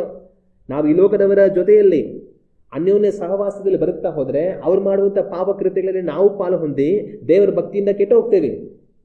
ಅದಕ್ಕೋಸ್ಕರವಾಗಿನೇ ದೇವರನ್ನು ಮಾಡ್ತಾರೆ, ನಾವು ಪ್ರತ್ಯೇಕಿಸಲ್ಪಟ್ಟವರುಗಳಾಗಿ ಜೀವಿಸಬೇಕಂತ ಹೇಳಿ ದೇವರು ಇಷ್ಟಪಡ್ತಾರೆ. ಇವತ್ತು ನಾವು ಯಾವ ರೀತಿ ಜೀವಿಸ್ತಾ ಇದ್ದೀವಿ ಅನ್ನೋದನ್ನ ಒಂದು ಕ್ಷಣ ನಾವು ಯೋಚನೆ ಮಾಡಿ ನೋಡೋಣ. ಮತ್ತೆ ಇನ್ನೊಂದು ಏನಾಗುತ್ತಂದ್ರೆ, ಕೆಲವೊಂದು ಸಮಯದಲ್ಲಿ ನಮ್ಮನ್ನ ಯಾರು ಇಷ್ಟಪಡೋದಿಲ್ಲ, ನಮ್ಮ ಜೊತೆ ಯಾರು ಫ್ರೆಂಡ್ಶಿಪ್ ಮಾಡೋದಿಲ್ಲ, ನಮ್ಮನ್ನು ಯಾರು ಮಾತಾಡಿಸೋದಿಲ್ಲ, ನಮ್ಮನ್ನು ಯಾರು ಸೇರಿಸ್ಕೊಳ್ಳೋದಿಲ್ಲ. ಒಂದ್ ವೇಳೆ ನಾವು ಕಾಲೇಜ್ಗೆ ಹೋಗ್ತಾ ಇದೀವಿ ಅಂತ ಅನ್ಕೊಳ್ಳೋಣ, ಇಲ್ಲ ಎಲ್ಲ ಒಂದ್ ಕಡೆ ಕೆಲಸ ಮಾಡ್ತಾ ಇದೀವಿ ಅಂತ ಅನ್ಕೊಳ್ಳೋಣ, ಯಾರು ನಮ್ಮನ್ನು ಸೇರಿಸ್ಕೊಳ್ಳೋದಿಲ್ಲ, ನಮ್ಮನ್ನು ನೋಡಿದ್ರೆ ಯಾರಿಗೂ ಆಗೋದಿಲ್ಲ, ನಮ್ಮನ್ನು ಯಾರು ಮಾತಾಡಿಸೋದಿಲ್ಲ, ನಮ್ಮನ್ನು ಯಾರು ಸೇರಿಸ್ಕೊಳ್ಳೋದಿಲ್ಲ, ಏನು ಸಹ ಮಾಡೋದಿಲ್ಲ. ನಮಗೇನಾಗುತ್ತೆ, ಬೇಜಾರಾಗ್ತಾ ಇರುತ್ತೆ. ಏನಪ್ಪ, ಯಾರು ನಮ್ಮನ್ನು ನೋಡಿ ಇಷ್ಟನೇ ಪಡಲ್ವಲ್ಲ, ನಮ್ಮನ್ನು ಎಲ್ಲ ದೂರ ಇಡ್ತಾರಲ್ವಾ, ಏನಕ್ಕೆ ಈ ತರ ಅಂತ ನಮ್ಗೆ ಕೆಲವು ಸಲ ಅನ್ನಿಸ್ಬೋದು. ಆದ್ರೆ ಏನಕ್ಕೆ ಆ ತರ ಅಂತಂದ್ರೆ, ಅದನ್ನ ದೇವರೇ ಮಾಡಿರೋದು. ದೇವರೇ ನಮ್ಮ ಜೊತೆ ಬೇರೆಯವರು ಸ್ನೇಹ ಮಾಡಬಾರ್ದು ಅಂತ ತಡೆಯಿರೋದು. ದೇವರೇ ಬೇರೆಯವರು ನಮ್ಮನ್ನ ಇಷ್ಟಪಡಬಾರ್ದು ಅನ್ನೋ ತರ ಮಾಡಿರೋದು. ದೇವರೇ ಬೇರೆಯವರು ನಮ್ಮನ್ನ ಸೇರಿಸಿಕೊಳ್ಳದ ಹಾಗೆ ಮಾಡಿರೋದು. ದೇವರೇನೆ ಬೇರೆಯವರು ನಮ್ಮ ಜೊತೆ ಸೇರದ ಹಾಗೆ ಮಾಡಿರೋದು. ಏನಕ್ಕೋಸ್ಕರ ಹಂಗೆ ಮಾಡಿರೋದು?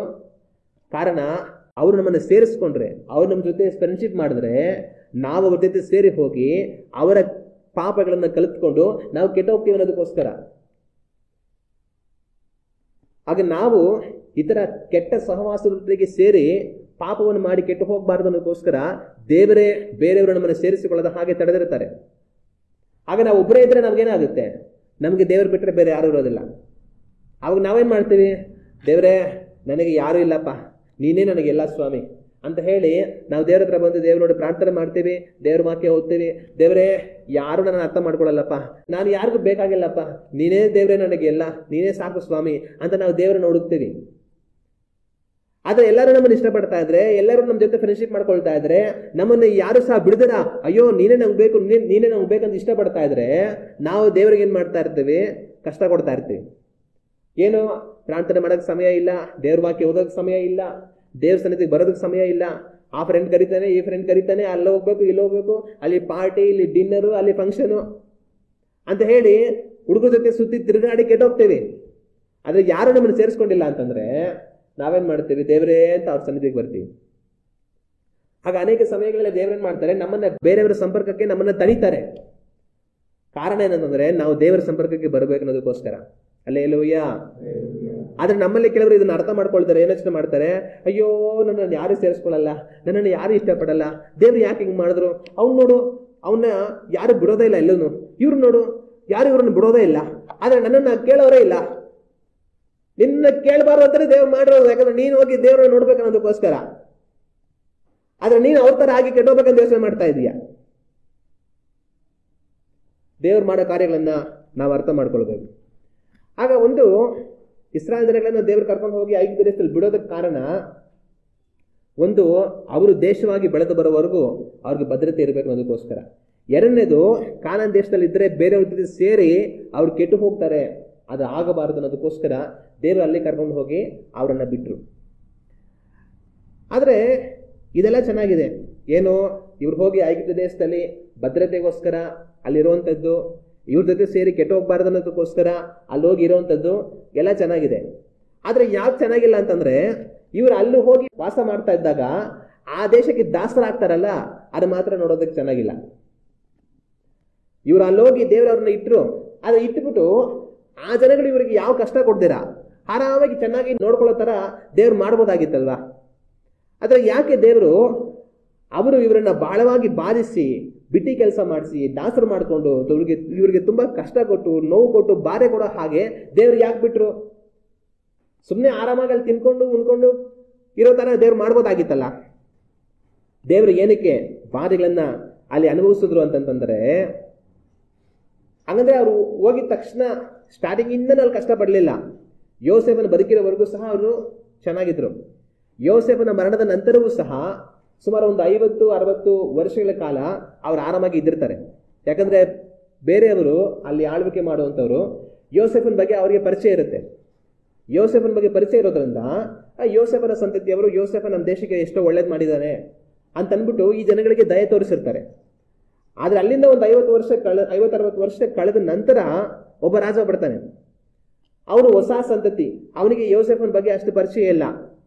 ಮತ್ತೆ ಒಂದು ಹೊಸ ಸಂತತಿ ಐಗುಪ್ತ ದೇಶದಲ್ಲಿ ಬರುತ್ತೆ. ಆ ಐಗುಪ್ತ ದೇಶದವರಿಗೂ ಸಹ ಇಸ್ರಾಯೇಲರ ಬಗ್ಗೆ ಯೋಸೇಫನ ಬಗ್ಗೆ ಅಷ್ಟು ಪರಿಚಯ ಇಲ್ಲ. ಆಗ ಹೊಸ ರಾಜ ಬಂದಾಗ, ಹೊಸ ಸಂತತಿ ಬಂದಾಗ ಅವ್ರೇನ್ ಮಾಡ್ತಾರೆ ಅಂತಂದ್ರೆ ಇವರನ್ನ ಬಾಧಿಸೋದಕ್ಕೆ ಶುರು ಮಾಡ್ತಾರೆ.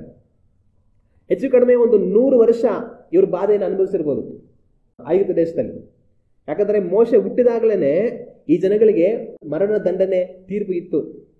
ಮೋಶೆ ಹುಟ್ಟಿದಾಗಲೇನೆ ಇಸ್ರಾಯೇಲ್ ಜನಗಳಿಗೆ ಎಂತ ಪರಿಸ್ಥಿತಿ ಇತ್ತು ಅಂತಂದ್ರೆ, ಇಸ್ರಾಯೇಲರಿಗೆ ಗಂಡು ಮಕ್ಕಳು ಹುಟ್ಟಿದ್ರೆ ಅವ್ರನ್ನ ಕರ್ಕೊಂಡು ಹೋಗಿ ನೈಲ್ ನದಿಯಲ್ಲಿ ಹಾಕಬೇಕು. ಇಲ್ಲ ಅಂತಂದ್ರೆ ಆ ಮಕ್ಕಳು ಹುಟ್ಟುವಾಗ್ಲೇನೆ ಕತ್ತೆ ಹಿಸುಕಿ ಸಾಯಿಸಬೇಕು ಅನ್ನೋಂಥ ಆಜ್ಞೆ ಮೋಶೆ ಹುಟ್ಟಿದ ಕಾಲದಲ್ಲೇ ಇತ್ತು. ಮೋಶೆ ಹೇಗೋ ಆ ಕಾಲದಲ್ಲಿ ತಪ್ಪಿಸ್ಕೊಂಡು 40 ವರ್ಷ ಐಗುಪ್ತ ದೇಶದ ರಾಣಿ ಹತ್ರ ಇದ್ದ.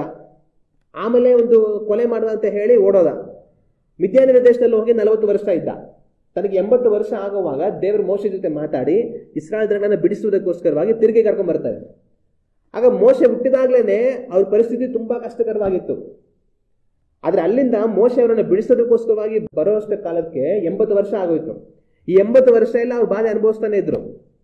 ಇನ್ನು ಮೋಶೆ ಹುಟ್ಟಕ್ಕಿಂತ ಮುಂಚೆನೂ ಸಹ ಅವ್ರು ಸುಮಾರು ಕಾಲ ಬಾಧೆ ಅನುಭವಿಸಿರ್ಬೋದು. ಹೆಚ್ಚು ಕಮ್ಮಿ ಒಂದು 100 ವರ್ಷ, ಅದಕ್ಕಿಂತ ಒಂದು ಸ್ವಲ್ಪ ಹೆಚ್ಚು ವರ್ಷಗಳ ಕಾಲ ಇಸ್ರಾಯೇಲ್ ಜನಗಳು ಅವ್ರಿಗೆ ದಾಸರಾಗಿದ್ಕೊಂಡು ಬಾಧೆಯನ್ನ ಅವ್ರು ಅನುಭವಿಸ್ತಿದ್ದಾರೆ. ಆದ್ರೆ ದೇವರು ಈ ರೀತಿ ಬಾಧೆಯನ್ನ ಅವರಿಗೆ ಅನುಮತಿಸೋದಕ್ಕೆ ಕಾರಣ ಏನು? ಈ ರೀತಿ ಅವ್ರಿಗೆ ದೇವರ ಬಾಧೆಯನ್ನ ಅನುಮತಿಸೋದಕ್ಕೆ ಕಾರಣ ಏನು ಅಂತಂತಂದ್ರೆ, ಇಸ್ರಾಯೇಲ್ ಜನಗಳು ತಮ್ಮದೇ ಆದ ಸ್ವಂತ ದೇಶವನ್ನ ಅವ್ರು ಆಶಿಸಬೇಕು. ಈಗ ನಾವು ಕೋಳಿಯನ್ನ ನೋಡಿರ್ತೀವಿ. ಚಿಕ್ಕ ಮರಿಯಾಗಿದ್ದಾಗ, ಕೋಳಿ ಹುಟ್ಟಿದಾಗ ಅವರಮ್ಮ ಕೋಳಿನ ಮುಟ್ಟೋದಕ್ಕೆ ಬಿಡೋದಿಲ್ಲ. ಆ ಕೋಳಿನ ಸಾಕು ಅಂತ ಅವ್ರ ಸ್ವಂತ ಮನೆಯವರೇನೆ ಮರಿ ಹತ್ರ ಹೋಗಿ ಮರಿನ ಮುಟ್ಟನ ಎಷ್ಟು ಚೆನ್ನಾಗಿದೆ, ಈಗ ತಾನೇ ಹುಟ್ಟಿದೆ, ನೋಡಕ್ ಎಷ್ಟು ಚೆನ್ನಾಗಿದೆ ಅಂತ ಕೈ ಹಾಕಕ್ ಹೋದ್ರೆ ಅವ್ರ ಮನೆಯವ್ರಿಗೆ ಗುರ್ರ ಅಂತದ್ದು, ಮುಟ್ಬೇಡ ಮರಿನ ಅಂತ ಅಂದ್ಬಿಟ್ಟು. ಆದ್ರೆ ಆ ಕೋಳಿನ ಬೆಳೆಸ್ತಾ ಹೋಗುತ್ತೆ. ಮರಿ ಬೆಳೀತಾ ಒಂದು ಕಾಲದವರೆಗೂ ದೊಡ್ಡದಾಗಿದ್ದ ನಂತರ ಏನಾಗುತ್ತೆ, ಈ ಕೋಳಿನೇ ಅದನ್ನ ಕುಡುಕಿ ಮರಿಗಳನ್ನ ಓಡಿಸ್ಬಿಡುತ್ತೆ. ಒಂದು ಕಾಲದವರೆಗೂ ಬೇರೆಯವ್ರ ಹತ್ರ ಬಂದ್ರೆ ಗುರು ಅಂತಾ ಇರುತ್ತೆ, ಬೇರೆ ಯಾರೇ ಬಂದ್ರೂ ಕುಡುಕ್ತಾ ಇರುತ್ತೆ, ಮರಿಗಳ ಹತ್ರ ಬರಬೇಡಿ ಅಂತ ಅಂದ್ಬಿಟ್ಟು. ಆದ್ರೆ ಆ ಮರಿಗಳು ಒಂದು ಕಾಲದವರೆಗೂ ಬೆಳೆದು ಬಂದ ನಂತರ ಈ ತಾಯಿನೇನ್ ಮಾಡುತ್ತೆ, ಅದನ್ನ ಕುಡುಕಿ ಓಡಿಸ್ತಾ ಇರುತ್ತೆ. ಆಗ ಏನಕ್ಕೆ ಅದು ಕುಡುಕಿ ಓಡಿಸುತ್ತೆ? ಎಲ್ಲಿವರೆಗೂ ಅದು ಬೇರೆಯವ್ರಿಗೆ ಕುಟುಕುತ್ತೆ ಅಂತಂದ್ರೆ, ಆ ಮರಿ ತನ್ನನ್ನು ತಾನು ಕಾಪಾಡ್ಕೊಳ್ಳೋದಕ್ಕೆ ಆಗದಿರುವಂತ ಕಾಲದವರೆಗೂ ಅದ್ರ ಹತ್ರ ಯಾರೇ ಬಂದ್ರೂ ಅವ್ರು ಕುಡುಕ್ತಾ ಇರುತ್ತೆ. ಆದ್ರೆ ಇನ್ನು ಆ ಮರಿ ಬೆಳೆದು ಅದು ತನ್ನನ್ನು ತಾನು ಕಾಪಾಡ್ಕೊಳ್ಳೋದಕ್ಕೆ ಸಾಧ್ಯ ಆಗುತ್ತೆ ಅನ್ನೋಂಥ ವಯಸ್ಸು ಬಂದ ನಂತರ ಆ ತಾಯಿ ಏನ್ ಮಾಡ್ತಾ ಇರುತ್ತೆ, ಈ ಮರಿಗೆ ಕುಡುಕ್ತಾ ಇರುತ್ತೆ, ಹೋಗು ನೀನು ನನ್ನಿಂದ ಬಿಟ್ಟು ಹೋಗು ಅಂತ ಅಂದ್ಬಿಟ್ಟು. ಆಮೇಲೆ ಈ ಮರಿಗಳೆಲ್ಲ ಏನ್ ಮಾಡುತ್ತೆ, ಯಾಕ ನಾವು ಅಮ್ಮಗೆ ಏನೋ ತಲೆಗೆಟ್ಟೋಗೈತೆ, ನಮಗೆ ಕುಟುಕ್ತಾ ಇದ್ದು ಹಾಕೊಂಡು ಹೋಗು ಅಂತ ಅಂದ್ಬಿಟ್ಟು, ಸರಿ ನಾವು ಅಮ್ಮ ಹತ್ರ ಹೋಗೋದು ಬೇಡ ಬಂದ್ರೋ ಅಂತ ಅವ್ರಮ್ಮ ಈ ಕಡೆ ಹೋದ್ರೆ ಮರಿಯೆಲ್ಲ ಈ ಕಡೆ ಹೋಗ್ತಾ ಇರುತ್ತೆ. ಹೆಚ್ಚು ಕಮ್ಮಿ ಆಗಿ ಹಿಂಗೋಗಿ ಅವ್ರ ತಾಯಿ ಹತ್ರ ಹೋದ್ರೆ ಹತ್ತಿರ ಅಲ್ಲೂ ಕುಡುಕ್ತಾ ಇರುತ್ತೆ. ಆಮೇಲೆ ಅಯ್ಯ ಓಡ್ರ ಅಂತ ತಿರ್ಗಿ ಆ ಕಡೆ ಓಡ್ಬಿಡುತ್ತೆ. ಅವಾಗ ಏನಕ್ಕೆ ಆ ತಾಯಿ ಕೋಳಿ ಆ ಕೆಲಸ ಮಾಡುತ್ತೆ ಅಂತಂದ್ರೆ, ಇನ್ನು ನಿಮ್ಮನ್ನ ನೀವು ಕಾಪಾಡ್ಕೊಳ್ಳೋಂಥ ವಯಸ್ಸು ನಿಮ್ಗೆ ಬಂತು, ನನ್ನ ತಲೆ ಮೇಲೆ ಕೂತಿರ್ಬೇಡಿ, ಹೋಗ್ರಿ ನಿಮ್ ಜೀವನ ನೀವು ನೋಡ್ಕೊಳ್ರಿ ಅಂತ ಕುಡುಕಿ ಓಡಿಸ್ಬಿಡುತ್ತೆ. ಅವಾಗ ಅದೇ ತರನೇ ಇಸ್ರಾಯೇಲ್ ಜನಗಳಿಗೆ ದೇವರು ಬಾಧೆಯನ್ನ ಯಾಕೆ ಅನುಮತಿಸಿದ್ರು ಅಂತಂದ್ರೆ, ಆ ಬಾಧೆಯನ್ನ ಅವ್ರು ಅನುಭವಿಸ್ತಾ, ಅಯ್ಯೋ ಇನ್ನು ಈ ದೇಶದಲ್ಲಿರೋದು ಬೇಡಪ್ಪ, ಇಲ್ಲಿಂದ ನಾವು ಆಚೆ ಹೋಗೋಣ, ಇಲ್ಲಿ ಏನು ಹಿಂಗೆ ಹುಡುಕ್ತಾರಲ್ಲ ಹಾಕೊಂಡು ನಮ್ಗೆ ಅಂತ ಆ ದೇಶವನ್ನು ಬಿಟ್ಟು ಆಚೆ ಬರುವಂತ ತೀರ್ಮಾನಕ್ಕೆ ಅವ್ರು ಬರಬೇಕು. ಇಲ್ಲಿ ಇದ್ದಿದ್ದು ಸಾಕಾಯ್ತು, ಇಲ್ಲಿರೋದು ಬೇಡ, ನಮ್ದೇ ಆದ ಸ್ವಂತ ದೇಶಕ್ಕೆ ನಾವು ಹೋಗೋಣ. ದೇವರ ಅಬ್ರಹಾಮನಿಗೆ ವಾಗ್ದಾನ ಮಾಡಿದ್ರು, ಕಾನಾನ್ ದೇಶವನ್ನು ನಿನ್ನ ಸಂತತಿಗೆ ನಾನು ಸ್ವಾಸ್ಥ್ಯವಾಗಿ ಕೊಡ್ತೀನಿ ಅಂತ ಹೇಳಿ. ನಾವೇನೋ ಯೋಸೇಫನ ಕಾಲದಲ್ಲಿ ಐಗುಪ್ತ ದೇಶಕ್ಕೆ ಬಂದ್ವಿ, ಒಂದಷ್ಟು ಕಾಲ ಇಲ್ಲಿ ಇದ್ವಿ, ಚೆನ್ನಾಗಿತ್ತು ಎಲ್ಲ. ಆದ್ರೆ ಇವಾಗ ಇರುವಂತ ಜನಗಳು ಸರಿ ಇಲ್ಲ, ಇವರೆಲ್ಲ ಬಂದು ನಮ್ಗೆ ತುಂಬಾ ತೊಂದರೆ ಕೊಡ್ತಾ ಇದ್ದಾರೆ, ನಾವೇನ್ ಮಾಡೋಣ, ಕಾನಾನ್ ದೇಶಕ್ಕೆ ಹೋಗ್ಬಿಡೋಣ, ದೇವ್ರ ವಾಗ್ದಾನ ಮಾಡಿದ ದೇಶಕ್ಕೆ ನಾವು ಹೋಗ್ಬಿಡೋಣ, ಇರೋದು ಬೇಡ ಅಂತ ಹೇಳಿ ಅವರು ಸ್ವಂತ ದೇಶವನ್ನ ಬಯಸಬೇಕು. ದೇವರು ವಾಗ್ದಾನ ಮಾಡಿದ ದೇಶವನ್ನ ಅವ್ರು ಬಯಸಬೇಕು. ಅದಕ್ಕೋಸ್ಕರವಾಗಿನೇ ದೇವ್ರೇನ್ ಮಾಡಿದ್ರು ಅಂತಂದ್ರೆ ಇವರು ಅವರನ್ನ ಕುಡ್ಕೋದಕ್ಕೆ ಅನುಮತಿಯನ್ನ ಕೊಟ್ರು. ಆವಾಗ ಕೆಲವು ಸಮಯಗಳಲ್ಲಿ ನಮಗೆ ಕೆಲವೊಂದು ಕಷ್ಟಗಳು, ಕೆಲವೊಂದು ಬಾಧೆಗಳು, ತೊಂದರೆ, ಸಮಸ್ಯೆಗಳೆಲ್ಲ ಉಂಟಾಗುತ್ತೆ. ಏನಕ್ಕೆ ಉಂಟಾಗುತ್ತೆ ಅಂತಂತಂದ್ರೆ ನಾವಿನ್ನ ದೇವರ ಚಿತ್ತವನ್ನ ಬಯಸಬೇಕು ಅನ್ನೋದಕ್ಕೋಸ್ಕರ. ಒಂದು ವೇಳೆ ಇಸ್ರಾಯೇಲ್ ಜನಗಳಿಗೆ ಅಲ್ಲಿ ಯಾವ ಬಾಧೆ ಸಮಸ್ಯೆಗಳೆಲ್ಲ ಇರಲಿಲ್ಲ ಅಂದಿದ್ರೆ ಅವ್ರೇನ್ ಮಾಡಿರೋರು?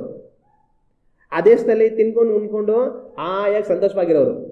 ಯಾರಾದ್ರೂ ಬಂದು ಬನ್ನಿಯಪ್ಪ ಕಾನಾನ್ ದೇಶಕ್ಕೆ ಹೋಗೋಣ, ದೇವ್ರ ಅಬ್ರಹಾಮನ ವಾಗ್ದಾನ ಮಾಡಿಲ್ವಾ ಕಾನಾನ್ ದೇಶ ನಿಮ್ ಸಂತತಿಗೆ ಅಂತ ಅಂದ್ಬಿಟ್ಟು ಆ ದೇಶನ ಸ್ವತಂತ್ರ ಮಾಡ್ಕೊಂಡು ಅಲ್ಲಿ ಹೋಗಿ ನಮ್ದೇ ಸ್ವಂತ ದೇಶವಾಗಿರೋಣ ಬನ್ನಿ ಅಂತಂತಂದ್ರೆ ಏನ್ ಹೇಳಿರೋರು? ವಾಗಯ್ಯ, ಯಾರು ಹೋಗ್ತಾರೆ ಅಲ್ಲಿಗೆ? ಇಲ್ಲಿ ಏನು ಕಮ್ಮಿ ಆಗೈತೆ? ಐದು ದೇಶದಲ್ಲಿ ಪರಹ ಇದ್ದಾನೆ, ನಮ್ಮ ರಾಜ, ನಮಗೆ ಎಲ್ಲಾ ಸೌಕರ್ಯ ಇದೆ, ಆಯಾಗಿ ಇಲ್ಲಿರೋ ಬಿಡು, ಅಲ್ಲೋಗಿ ಏನ್ ಮಾಡ್ಬೇಕು ಅಂತನ್ಬಿಟ್ಟು ಅವ್ರ ಮನಸ್ಸು ಮಾಡ್ತಾ ಇರ್ಲಿಲ್ಲ. ಅಲ್ಲೇ ಅದೇ ದೇಶದಲ್ಲಿ ಇದ್ಬಿಟ್ರು ಅವರು. ಇನ್ನು ಹೇಳ್ಬೇಕಂತಂದ್ರೆ ಇವರು ಇಷ್ಟು ವಿಪರೀತವಾದ ಭಯಂಕರವಾದ ತೊಂದರೆಯನ್ನು ಕೊಟ್ಟರು ಸಹ ಮೋಶೆ ಅವ್ರನ್ನ ಹೋಗಿ ಕರ್ಕೊಂಡು ಅದ್ಭುತಗಳು ದೇವ್ರು ಮಾಡಿ ಕೆಂಪು ಸಮುದ್ರನ ವಿಭಾಗ ಮಾಡಿ ಕರ್ಕೊಂಡು ಹೋಗ್ತಾ ಇರುವಾಗ ಕಾಡಲ್ಲಿ ಅವ್ರಿಗೆ ಕೆಲವೊಂದು ಸಮಸ್ಯೆ ಬಂತು ಅಂದಿದ ತಕ್ಷಣ ಅವ್ರೇನ್ ಮಾಡ್ತಾ ಇದ್ರು? ಅಯ್ಯೋ, ಐಗಿಪ್ತ ದೇಶನೇ ಚೆನ್ನಾಗಿತ್ತು. ಏನ್ ಚೆನ್ನಾಗಿತ್ತು ಐಗಿಪ್ತ ದೇಶ? ಐಗಿಪ್ತ ದೇಶದಲ್ಲಿ ಭಯಂಕರ ಕಷ್ಟ ಕೊಡ್ತಾ ಇದ್ರು, ತುಂಬಾ ನೋವು ಕೊಡ್ತಾ ಇದ್ರು, ತುಂಬಾ ಬಾಧೆ ಕೊಡ್ತಾ ಇದ್ರು. ಆದ್ರೆ ಈ ಜನಗಳು ಕಾಡಲ್ಲಿ ಹೋಗ್ತಾ ಇರುವಾಗ ಹೇಳೋ ಮಾತೇನೋ ಐಗಿಪ್ತ ದೇಶನೇ ಚೆನ್ನಾಗಿತ್ತು. ಆಗ ಅಷ್ಟು ಕೆಟ್ಟದಾಗಿ ಆ ಜನಗಳು ಇವ್ರನ್ನ ನಡೆಸ್ಕೊಂಡ್ರು ಸಹ ಇವ್ರು ಹೇಳೋ ಮಾತು ಐಗಿಪ್ತ ದೇಶನೇ ಚೆನ್ನಾಗಿತ್ತು ಅಂತ. ಇನ್ನು ಆ ಜನಗಳು ಇವರಿಗೆ ರಾಜಾತಿಥ್ಯ ಕೊಟ್ಟಿದ್ರೆ, ಚೆನ್ನಾಗಿ ಊಟ ಕೊಟ್ಟು ಬಟ್ಟೆ ಕೊಟ್ಟು ಆಯಾಗಿರಪ್ಪ ಅಂತ ಅವ್ರು ಬಿಟ್ಟಿದ್ರೆ ಇನ್ನು ಐಗಿಪ್ತ ದೇಶದ ಬಗ್ಗೆ ಇನ್ನು ಏನ್ ಹೇಳಿರೋರು ಇವರು? ಬನ್ನಿ ಹೋಗೋಣ ಕಾನಾನ್ ದೇಶಕ್ಕೆ ಅಂತ ಬರ್ತಾ ಇದ್ರಾ? ಯಾರು ಬರ್ತಾ ಇರ್ಲಿಲ್ಲ. ಆಗ ಏನಕ್ಕೆ ಆ ಬಾಧೆಗಳು ಅಂತಂದ್ರೆ ಅವರು ಐಗಿಪ್ತ ದೇಶವನ್ನ ಬಿಡಬೇಕು, ಕಾನಾನ್ ದೇಶದ ಕಡೆಗೆ ಹೋಗ್ಬೇಕು. ತಮ್ಮ ಸ್ವಂತ ದೇಶವನ್ನ, ದೇವರು ವಾಗ್ದಾನ ಮಾಡಿದ ದೇಶವನ್ನ ಅವ್ರು ಬಯಸಬೇಕು. ಅದಕ್ಕೋಸ್ಕರವಾಗಿನೇ ದೇವರು ಇಲ್ಲಿ ಪಿಂತರ ಕುಚ್ತಾ ಇರೋದು. ಆಗ್ಲೇ ಅಲ್ಲಿಗೆ ಹೋಗೋದಕ್ಕೆ ಅವರು ಮನಸ್ಸು ಮಾಡ್ತಾರೆ ಅಂತ ಹೇಳಿ. ಆಗ ಅನೇಕ ಸಮಯಗಳಲ್ಲಿ ದೇವರು ನಮಗೆ ಕೆಲವೊಂದು ಕಷ್ಟ, ಇಕ್ಕಟ್ಟು, ಬಾಧೆಗಳಲ್ಲಿ ನಮ್ಮನ್ನು ಕಳುಹಿಸ್ತಾರೆ ಅಂತಂದ್ರೆ ನಾವು ದೇವರ ಚಿತ್ತವನ್ನ ಬಯಸಬೇಕಂತ ಹೇಳಿ. ದೇವರ ಉದ್ದೇಶ ಏನೋ ಒಂದಿರುತ್ತೆ, ಆ ದೇವರ ಉದ್ದೇಶಕ್ಕೆ ನಾವು ಬರಬೇಕು. ಅಲ್ಲಿಗೆ ನಾವು ಬರಬೇಕನ್ನೋದಕ್ಕೋಸ್ಕರವಾಗಿ ದೇವರನ್ನ ಮಾಡ್ತಾರೆ ಅಂತಂದ್ರೆ ನಮಗೆ ಕೆಲವೊಂದು ಸ್ಥಿತಿಗಳನ್ನ ಅನುಮತಿಸ್ತಾರೆ. ಆಗ ನಾವೇನ್ ಮಾಡ್ತೀವಿ ಅಂತಂದ್ರೆ ದೇವರ ಚಿತ್ತಕ್ಕೆ ಬರ್ತೀವಿ. ಈಗ ಇವರು ಐಗಿಪ್ತ ದೇಶದಲ್ಲಿ ಇದ್ದಾರೆ ಅಂದ್ರೆ ಐಗಿಪ್ತ ದೇಶದಲ್ಲಿ ಅವ್ರನ್ನ ಇಡಬೇಕನ್ನೋದು ದೇವರ ಉದ್ದೇಶವಾಗಿತ್ತು. ಅದು ಒಂದು ಕಾಲದವರೆಗೂ ಮಾತ್ರ. ಸದಾ ಐಗಿಪ್ತ ದೇಶದಲ್ಲಿ ಅವ್ರು ಇರ್ಬೇಕನ್ನೋದು ದೇವರ ಉದ್ದೇಶ ಆಗಿರಲಿಲ್ಲ. ಆದ್ರೆ ಯಾವಾಗ ಅವರು ಐಗಿಪ್ತ ದೇಶದಿಂದ ಹೊರಬರಬೇಕು ಅನ್ನೋ ಕಾಲಗಳ ಹತ್ರ ಆಯ್ತೋ ಆಗ ದೇವರೇನ್ ಮಾಡಿದ್ರು ಅಂತಂದ್ರೆ ಅವರು ಅಲ್ಲೇ ಸುಮಾರು ವರ್ಷ ಇದ್ದು ಚೆನ್ನಾಗಿ ಅಲ್ಲೇ ಬೇರ್ ಬಿಟ್ಟು ಅಲ್ಲೇ ಫುಲ್ಲು ಸ್ಥಿರ ಆಗ್ಬಿಟ್ಟಿದ್ದಾರೆ. ತುಂಬಾ ಆಳವಾಗಿ ಬೇರು ನಿಂತು ಬಿಟ್ಟಿದ್ದಾರೆ. ಅಲ್ಲಿಂದ ಅವ್ರು ಆಚೆ ಬರ್ಬೇಕು ಅಂತಂದ್ರೆ ಅವ್ರಿಗೆ ತುಂಬಾ ಕಷ್ಟ ಕೊಡ್ಬೇಕು. ಆಗ್ಲೇನೆ ಅವ್ರೆಲ್ಲಿಂದ ಆಚೆ ಬರೋದಕ್ಕೆ ಅವ್ರು ಪ್ರಯತ್ನ ಮಾಡೋದು. ಅದೇ ರೀತಿ ಅಂದ್ರೆ ದೇವ್ರ ಚಿತ್ತ ಕಾನೂನಲ್ಲಿದೆ. ಈಗ ಅಲ್ಲಿಂದ ಅವ್ರು ಬರ್ಬೇಕು ಅಂತಂದ್ರೆ ಅವ್ರಿಗೆ ಆ ಬಾಧೆಗಳನ್ನ ಅನುಮತಿಸ್ಬೇಕು. ಅದೇ ತರ ನಮಗೂ ಕೆಲವೊಂದ್ಸಲಿ ಕೆಲವೊಂದು ಕಾರ್ಯಗಳನ್ನ ದೇವ್ರು ಅನುಮತಿಸ್ತಾರೆ. ಯಾಕೆ ಅಂತಂದ್ರೆ ನಾವು ಆಗ ಏನ್ ಮಾಡ್ತೀವಿ, ದೇವ್ರ ಚಿತ್ತಕ್ಕೆ ನಾವು ಬರುವಂತವರುಗಳಾಗಿ ಇರ್ತೇವೆ. ಹಲ್ಲೆಲೂಯಾ. ಎತ್ತಿನ ಬಂಡಿಯನ್ನು ಹಳ್ಳಿಯಲ್ಲಿ ಓಡಿಸ್ಕೊಂಡು ಹೋಗ್ತಾ ಇರ್ತಾರೆ. ಎತ್ತಿನ ಬಂಡಿ ಎತ್ತುಗಳು ಸರಿಯಾಗಿ ಹೋಗೋವರೆಗೂ ಇವ್ರು ಸುಮ್ಮನೆ ಇರ್ತಾರೆ. ಎತ್ತಿನ ಬಂಡಿ ಸ್ವಲ್ಪ ಪಕ್ಕಕ್ಕೆ ಹೋಯ್ತು ಅನ್ಕೊಳ್ಳಿ, ಎತ್ತುಗಳು ಒಂದು ಸ್ವಲ್ಪ ಪಕ್ಕಕ್ಕೆ ಹೋದ್ರೆ ಒಂದ್ ಕೋಲ್ ತಗೊಂಡು ಒಂದಾಗ್ತಾರೆ, ಐ ಐ ಐ ಅಂತ ಒಂದಾಗ್ತಾರೆ. ಆಗ ಏಟು ಯಾವಾಗ ಬೀಳುತ್ತೆ ಅಂತಂದ್ರೆ ದಾರಿ ತಪ್ಪುವಾಗ್ಲೇನೆ. ಸರಿಯಾಗಿ ಹೋಗೋವರೆಗೂ ಏನ್ ಮಾಡ್ತಾರೆ, ಎತ್ತು ಓಡಿಸೋರು ಸುಮ್ಮನೆ ಇರ್ತಾರೆ. ಸ್ವಲ್ಪ ದಾರಿ ತಪ್ಪು ಅಂತಂದ್ರೆ ಏಟು ಕೊಡ್ತಾ ಇರ್ತಾರೆ. ಅದೇ ತರ ದೇವರು ನಮಗೆ ಕೆಲವೊಂದ್ಸಲಿ ಏಟುಗಳು ಕೊಡ್ತಾರೆ. ಯಾಕೆ ಕೊಡ್ತಾರೆ ಅಂತಂದ್ರೆ ನಾವು ದಾರಿ ತಪ್ತಾ ಇರ್ತೀವಿ. ಆಗ ಏನ್ ಮಾಡ್ತಾರೆ, ಸರಿಯಾದ ದಾರಿಗೆ ಬಾ ಅಂತ ನಮಗೆ ಅಲ್ಲಲ್ಲಿ ಏಟನ್ನ ಕೊಡ್ತಾ ಇರ್ತಾರೆ. ಮತ್ತಿನ್ನೊಂದು ಈ ಒಂದು ವಿಷಯದಿಂದ ನಾವೇನ್ ಅರ್ಥ ಮಾಡ್ಕೊಳ್ಬೇಕು ಅಂತಂದ್ರೆ ದೇವರು ಇಸ್ರಾಯೇಲ್ ಜನಗಳು ಐಗಿಪ್ತ ದೇಶವನ್ನು ಬಿಟ್ಟು ಇನ್ನು ಕಾನಾನ್ ದೇಶವನ್ನು ಬಯಸಬೇಕು ಅಂತ ಹೇಳಿ ದೇವರು ಇಷ್ಟಪಟ್ಟರು. ಅದಕ್ಕೋಸ್ಕರವಾಗಿಯೇ ದೇವರು ಇದನ್ನ ಅನುಮತಿಸಿದ್ರು. ಇವತ್ತು ಈ ಲೋಕ ಜೀವಿತಗಳಲ್ಲಿ ನಮಗೆ ಕೆಲವೊಂದು ಸಮಯಗಳಲ್ಲಿ ಕೆಲವೊಂದು ಕಷ್ಟಗಳು, ಬಾಧೆ, ಸಮಸ್ಯೆಗಳು, ಇಕ್ಕಟ್ಟುಗಳು ಏನಕ್ಕೆ ಬರುತ್ತೆ ಅಂತಂತಂದ್ರೆ ನಾವು ಇನ್ನು ಈ ಲೋಕ ಜೀವಿತವನ್ನು ಬಿಟ್ಟು ಪರಲೋಕವನ್ನು ಬಯಸಬೇಕು. ಅದಕ್ಕೋಸ್ಕರವಾಗಿ ದೇವರು ಅನುಮತಿಸ್ತಾರೆ. ಹಲ್ಲೆಲೂಯಾ. ಅನೇಕ ಸಮಯಗಳಲ್ಲಿ ಈ ಲೋಕದಲ್ಲಿ ನಮಗೆ ಎಲ್ಲಾದ್ರೂ ಚೆನ್ನಾಗಿದ್ರೆ ನಮಗೆ ದೇವರ ರಾಜ್ಯದ ಬಗ್ಗೆ ಜ್ಞಾಪನ ಬರಲ್ಲ. ನಮಗೆ ಈ ಲೋಕದಲ್ಲಿ ಕೆಲವು ಸಮಯ ಕಷ್ಟಗಳು, ಕಣ್ಣೀರು, ಬಾಧೆ, ಸಮಸ್ಯೆಗಳು, ತೊಂದರೆಗಳು ಬರುವಾಗ ನಾವು ನೆನೆಸ್ಕೊಳ್ಳೋದೆಲ್ಲ ಏನು ಅಂತಂದ್ರೆ ದೇವ್ರ ರಾಜ್ಯಕ್ಕೆ ಹೋಗ್ಬಿಟ್ರೆ ಅಲ್ಲಿ ಏನು ತೊಂದರೆ ಇಲ್ಲ. ಒಂದಲ್ಲ ಒಂದಿನ ನಾನು ದೇವ್ರ ರಾಜ್ಯಕ್ಕೆ ಹೋಗ್ತೇನೆ, ಅಲ್ಲಿ ಸಂತೋಷ, ಸಮಾಧಾನ, ದೇವರು ಯಾವಾಗಲೂ ನನ್ನ ಜೊತೆ ಇರ್ತಾರೆ. ನನಗೆ ಯಾವ ತೊಂದರೆ ಇರೋದಿಲ್ಲ ಅಂತ ನಾವು ಅನ್ಕೊಳ್ತೀವಿ. ಆಗ ದೇವರು ಕೆಲವೊಂದ್ಸಲ ಏನಕ್ಕೆ ಅನುಮತಿಸ್ತಾರೆ ಈ ಕಾರ್ಯಗಳನ್ನ ಅಂತಂದ್ರೆ, ನಾವು ಈ ಭೂಲೋಕ ಯಾತ್ರೆಯನ್ನು ಬಿಟ್ಟು ಪರಲೋಕವನ್ನು ಬಯಸಬೇಕು ಅನ್ನೋದಕ್ಕೋಸ್ಕರ ದೇವರು ಅನುಮತಿಸ್ತಾರೆ. ದೇವರು ಇಸ್ರಾಯೇಲರಿಗೆ ಆ ಕಷ್ಟನ ಅನುಮತಿಸೋದಕ್ಕೆ ಕಾರಣ, ಅವರು ಐಗುಪ್ತ ದೇಶವನ್ನು ಬಿಟ್ಟು ಇನ್ನು ಕಾನಾನನ್ನ ಬಯಸಬೇಕು. ನನಗೂ ನಿಮಗೂ ಕೆಲವೊಂದ್ಸಲ ದೇವರು ಅನುಮತಿಸ್ತಾರೆ. ಯಾಕೆಂದ್ರೆ ನಾವಿನ್ನು ಈ ಲೋಕವನ್ನು, ಈ ಲೋಕ ಜೀವಿತದ ಮಾಯೆಯನ್ನು ಬಿಟ್ಟು ಪರಲೋಕವನ್ನು ಬಯಸಬೇಕು. ಹಲ್ಲೆಲೂಯಾ. ಸರಿ, ಆ ಜನಗಳು ಐಗುಪ್ತ ದೇಶವನ್ನು ಬಿಟ್ಟು ಕಾನಾನ್ ದೇಶಕ್ಕೆ ಬರಬೇಕು, ಅದು ದೇವರ ಉದ್ದೇಶ. ಅದಕ್ಕೋಸ್ಕರವಾಗಿ ಬಾಧೆ ಅನುಮತಿಸಿದ್ರು. ಆದ್ರೆ ಒಂದು ವೇಳೆ ಆ ಜನಗಳು ಬಂದಿಲ್ಲ ಅಂದ್ರೆ ಏನಾಗುತ್ತೆ? ಅವ್ರು ಐಗುಪ್ತ ದೇಶದಲ್ಲಿ ಇರ್ತೀವಿ ಅಂತ ಅನ್ಕೊಂಡು ಅಲ್ಲೇ ಇದ್ದು ಬಿಟ್ರೆ ಏನಾಗುತ್ತೆ? ಅಲ್ಲೇ ಇದ್ಬಿಟ್ರೆ ಏನಾಗುತ್ತೆ ಅಂತಂದ್ರೆ ದೇವರ ಉದ್ದೇಶ ನೆರವೇರೋದಿಲ್ಲ. ದೇವರು ಇಸ್ರಾಯೇಲರನ್ನು ಆರಿಸಿಕೊಂಡದ್ದು ಏನಕ್ಕೋಸ್ಕರವಾಗಿ ಅಂತಂದ್ರೆ, ಅವರನ್ನ ಒಂದು ದೇಶವಾಗಿ ಮಾಡಿ, ಅವರಿಗೆ ತನ್ನ ಆಜ್ಞೆಗಳನ್ನು ಕೊಟ್ಟು, ಅವರನ್ನ ತನ್ನ ಸ್ವಂತ ಜನಗಳನ್ನಾಗಿ ಮಾಡಿಕೊಂಡು, ಮುಂದೊಂದು ದಿವಸ ತನ್ನ ಒಬ್ಬನೇ ಕುಮಾರನನ್ನ ಯೇಸುವಿನ ಹೆಸರಿನಲ್ಲಿ ತಮ್ಮ ಸಂತತಿಯಲ್ಲಿ ಹುಟ್ಟು ಬರೋ ಹಾಗೆ ಮಾಡಿ, ತನ್ನ ಮುಖಾಂತರವಾಗಿ ಈ ಲೋಕಕ್ಕೆಲ್ಲ ರಕ್ಷಣೆ ತರಬೇಕನ್ನೋದು ದೇವರ ಉದ್ದೇಶ. ಆದ್ರೆ ಆ ರೀತಿ ದೇವರ ಉದ್ದೇಶ ನೆರವೇರಬೇಕು ಅಂತಂದ್ರೆ ಇವರು ಪ್ರತ್ಯೇಕವಾದ ತಮ್ಮ ಸ್ವತಂತ್ರ ದೇಶವಾಗಿರಬೇಕು. ಆದ್ರೆ ಇವರು ಐಗುಪ್ತ ದೇಶವನ್ನು ಬಿಟ್ಟು ಅವ್ರು ಬಂದಿಲ್ಲ ಅಂತಂತಂದ್ರೆ ದೇವರ ಉದ್ದೇಶ ಅವರಲ್ಲಿ ನೆರವೇರೋದಕ್ಕೆ ಅವಕಾಶ ಇರೋದಿಲ್ಲ. ಆಗ ದೇವರ ಉದ್ದೇಶ ಅವರಲ್ಲಿ ನೆರವೇರಬೇಕು ಅನ್ನೋದಕ್ಕೋಸ್ಕರ ಅವರು ದೇಶವಾಗಿ ಬಿಟ್ಟು ಬರಲೇಬೇಕು. ಒಂದು ದಿವಸ ಅವ್ರು ಅಲ್ಲಿ ಹೋಗಿ ಇರ್ಬೇಕನ್ನೋದು ದೇವರ ಉದ್ದೇಶ ಆಗಿತ್ತು. ಕಾರಣ ಅವ್ರಿಗಿನ್ನ ಬಲ ಇಲ್ಲ. ಅವ್ರಿಗೆ ಬಲ ಬರೋವರೆಗೂ, ಅವರೊಂದು ದೇಶವಾಗಿ ಬೆಳೆದು ಬರೋವರೆಗೂ ಅಲ್ಲಿ ಅವ್ರಿಗಿರಬೇಕು. ಆದ್ರೆ ತಿರುಗಿ ಅದೇ ದೇಶವನ್ನು ಬಿಟ್ಟು ಬರಬೇಕನ್ನುವಂಥದ್ದು ದೇವರ ಉದ್ದೇಶ ಮತ್ತೊಂದು ಕಾಲದಲ್ಲಿ ಆಗಿತ್ತು. ಕಾರಣ ಏನಂತಂತಂದ್ರೆ, ಇನ್ನು ಅವರೊಂದು ದೇಶವಾಗಿ ಬೆಳೆದು ಬಂದ್ಬಿಟ್ಟಿದ್ದಾರೆ. ಇನ್ನು ಅವರು ಸ್ವಂತ ದೇಶವಾಗಿ ಬರ್ಕೊಂಡ ಸಾಮರ್ಥ್ಯ ಅವರಿಗೆ ಬಂದ್ಬಿಟ್ಟಿದೆ. ಈಗ ಏನ್ ಮಾಡ್ಬೇಕು? ಅವರು ಆ ದೇಶವನ್ನು ಬಿಟ್ಟು ಹೊರಗಡೆ ಬರಬೇಕು.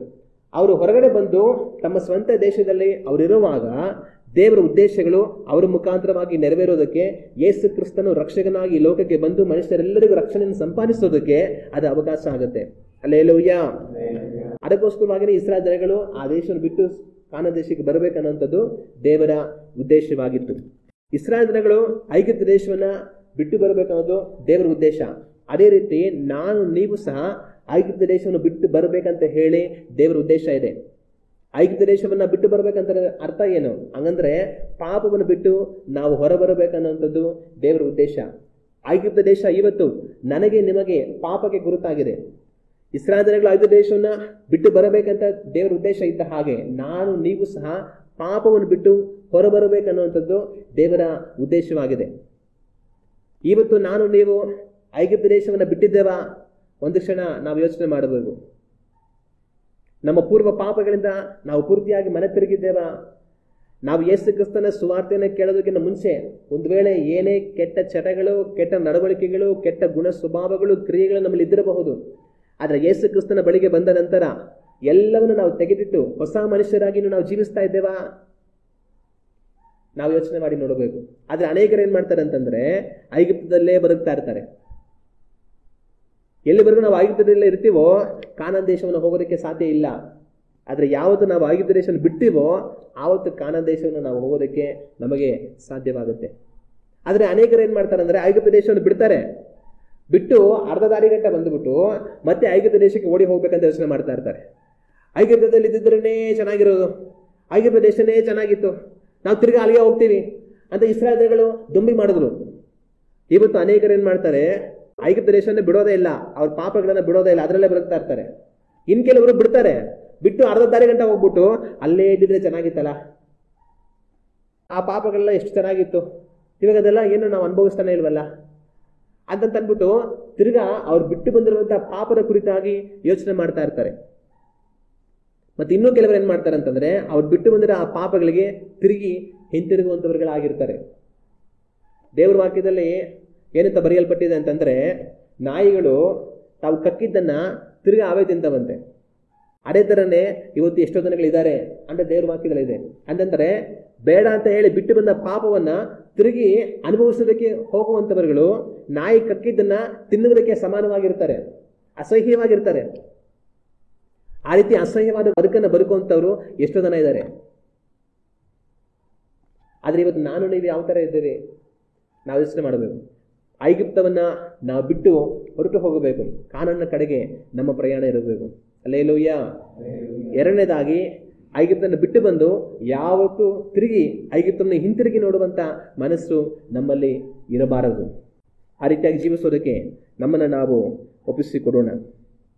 ಮತ್ತೆ ಇನ್ನೊಂದು, ಆ ದೇಶದಲ್ಲಿ ದೇವರು ಅವರಿಗೆ ಅಂತಹ ಬಾಧೆಗಳನ್ನ ಅನುಮತಿಸೋದಕ್ಕೆ ಏನ್ ಕಾರಣ ಅಂತಂತಂದ್ರೆ, ಅಂತಹ ಬಾಧೆಗಳ ಮುಖಾಂತರ ಅವ್ರು ಬದುಕ್ತಾ ಇರುವಾಗ ದೇವರು ತನ್ನ ಸೇವಕರನ್ನು ಕಳುಹಿಸಿ ಮಹಿಮೆಯಾದ ಕಾರ್ಯಗಳನ್ನು ಮಾಡಿ ತನ್ನ ಮಹತ್ತನ್ನ ಅವರಿಗೆ ತೋರಿಸಿ ಅವರನ್ನು ಅದರಿಂದ ಬಿಡಿಸಿ ತಾನು ಎಂಥ ಸರ್ವಶಕ್ತನಾದ ದೇವರು, ಜೀವಿಸುವ ದೇವರು ಅನ್ನೋದನ್ನ ಇಸ್ರಾಯೇಲ್ ಜನಗಳಿಗೆ ದೃಢಪಡಿಸಬೇಕು ಅನ್ನೋದಕ್ಕೋಸ್ಕರವಾಗಿ. ಇಸ್ರಾಯೇಲ್ ಜನಗಳು ಐಗುಪ್ತರ ಕೈಯಲ್ಲಿ ಎಷ್ಟೋ ಬಾಧೆಯನ್ನು ಅನುಭವಿಸಿದ್ರು, ಎಷ್ಟೋ ಕಷ್ಟಗಳನ್ನು ಅನುಭವಿಸಿದ್ರು. ಅವ್ರು ಅನುಭವಿಸಿದ ನಂತರ ದೇವರೇನು ಮಾಡಿದ್ರು? ಮೋಶೆಯನ್ನು ಕರ್ಕೊಂಡು ಹೋಗಿ ಮೋಶೆ ಮುಖಾಂತರ ಮಹತ್ತಾದ ಕಾರ್ಯಗಳನ್ನು ಮಾಡಿ ಬಲವಾದ ಅದ್ಭುತ ಕಾರ್ಯಗಳನ್ನು, ಸೂಚಕ ಕಾರ್ಯಗಳನ್ನು ದೇವರು ಮಾಡಿದ್ರು. ಇದೆಲ್ಲ ಮಾಡಿ ಅವರನ್ನ ಅದರಿಂದ ಬಿಡಿಸ್ಕೊಂಡು ಬಂದರು. ಫರೋಹನು ಸಹ ನಾನು ಇವರನ್ನ ಬಿಡೋದೇ ಇಲ್ಲ ಅಂತ ಎಷ್ಟೋ ಹಠ ಹಿಡಿದ. ಆದ್ರೆ ಅದೆಲ್ಲದರ ಮಧ್ಯದಲ್ಲಿ ದೇವರು ಅವರನ್ನ ಬಿಡಿಸ್ಕೊಂಡು ಬರ್ತಾರೆ. ಆಗ ಇದ್ರ ಮುಖಾಂತರ ಏನಾಯ್ತು? ದೇವರ ಮಹತ್ವ ಪ್ರಕಟ ಆಯಿತು. ದೇವರು ಎಷ್ಟು ಬಲಿಷ್ಠನು, ದೇವರು ಎಷ್ಟು ಸರ್ವಶಕ್ತನು, ದೇವರು ಏನೆಲ್ಲ ಮಾಡಬಲ್ಲಾತನು ಅನ್ನುವಂಥದ್ದು ಪ್ರತ್ಯಕ್ಷವಾಗಿ ಇಸ್ರಾಯೇಲ್ ಜನಗಳಿಗೆ ಗೊತ್ತಾಯಿತು. ಆಗ ದೇವರು ಆ ಕಷ್ಟಗಳ ಮುಖಾಂತರ ಅವರನ್ನ ಯಾಕೆ ಕಳಿಸಿದ್ರು ಅಂತಂದ್ರೆ, ಒಂದು ದಿನ ನಾನು ಮಹಿಮೆಯಾದ ಕಾರ್ಯಗಳನ್ನು ಮಾಡಿ ಅದರಿಂದ ಅವ್ರನ್ನ ಬಿಡಿಸ್ತೀನಿ.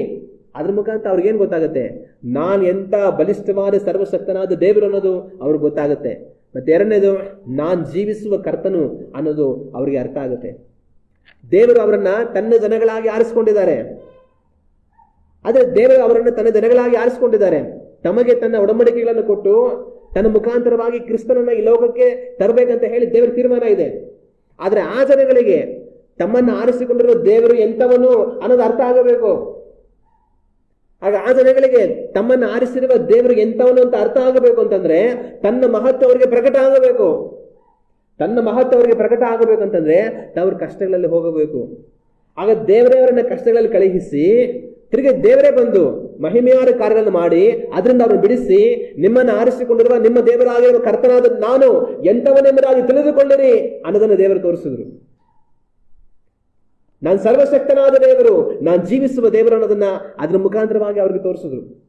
ಆ ಮಹಿಮೆಯಾದ ಕಾರ್ಯಗಳು ಅವ್ರ ಕಣ್ಣುಗಳ ಮುಂದೆಗಡೆಯಲ್ಲಿ ನಡೆಯುವಾಗ ಇಸ್ರಾಯೇಲ್ ಜನಗಳಿಗೆ ನಾವು ಆರಾಧಿಸುವ ಕರ್ತನು ಜೀವಂತವಾದ ದೇವರು, ತಾನು ಸರ್ವಶಕ್ತನು ಅನ್ನೋದು ಅರ್ಥ ಆಯ್ತು.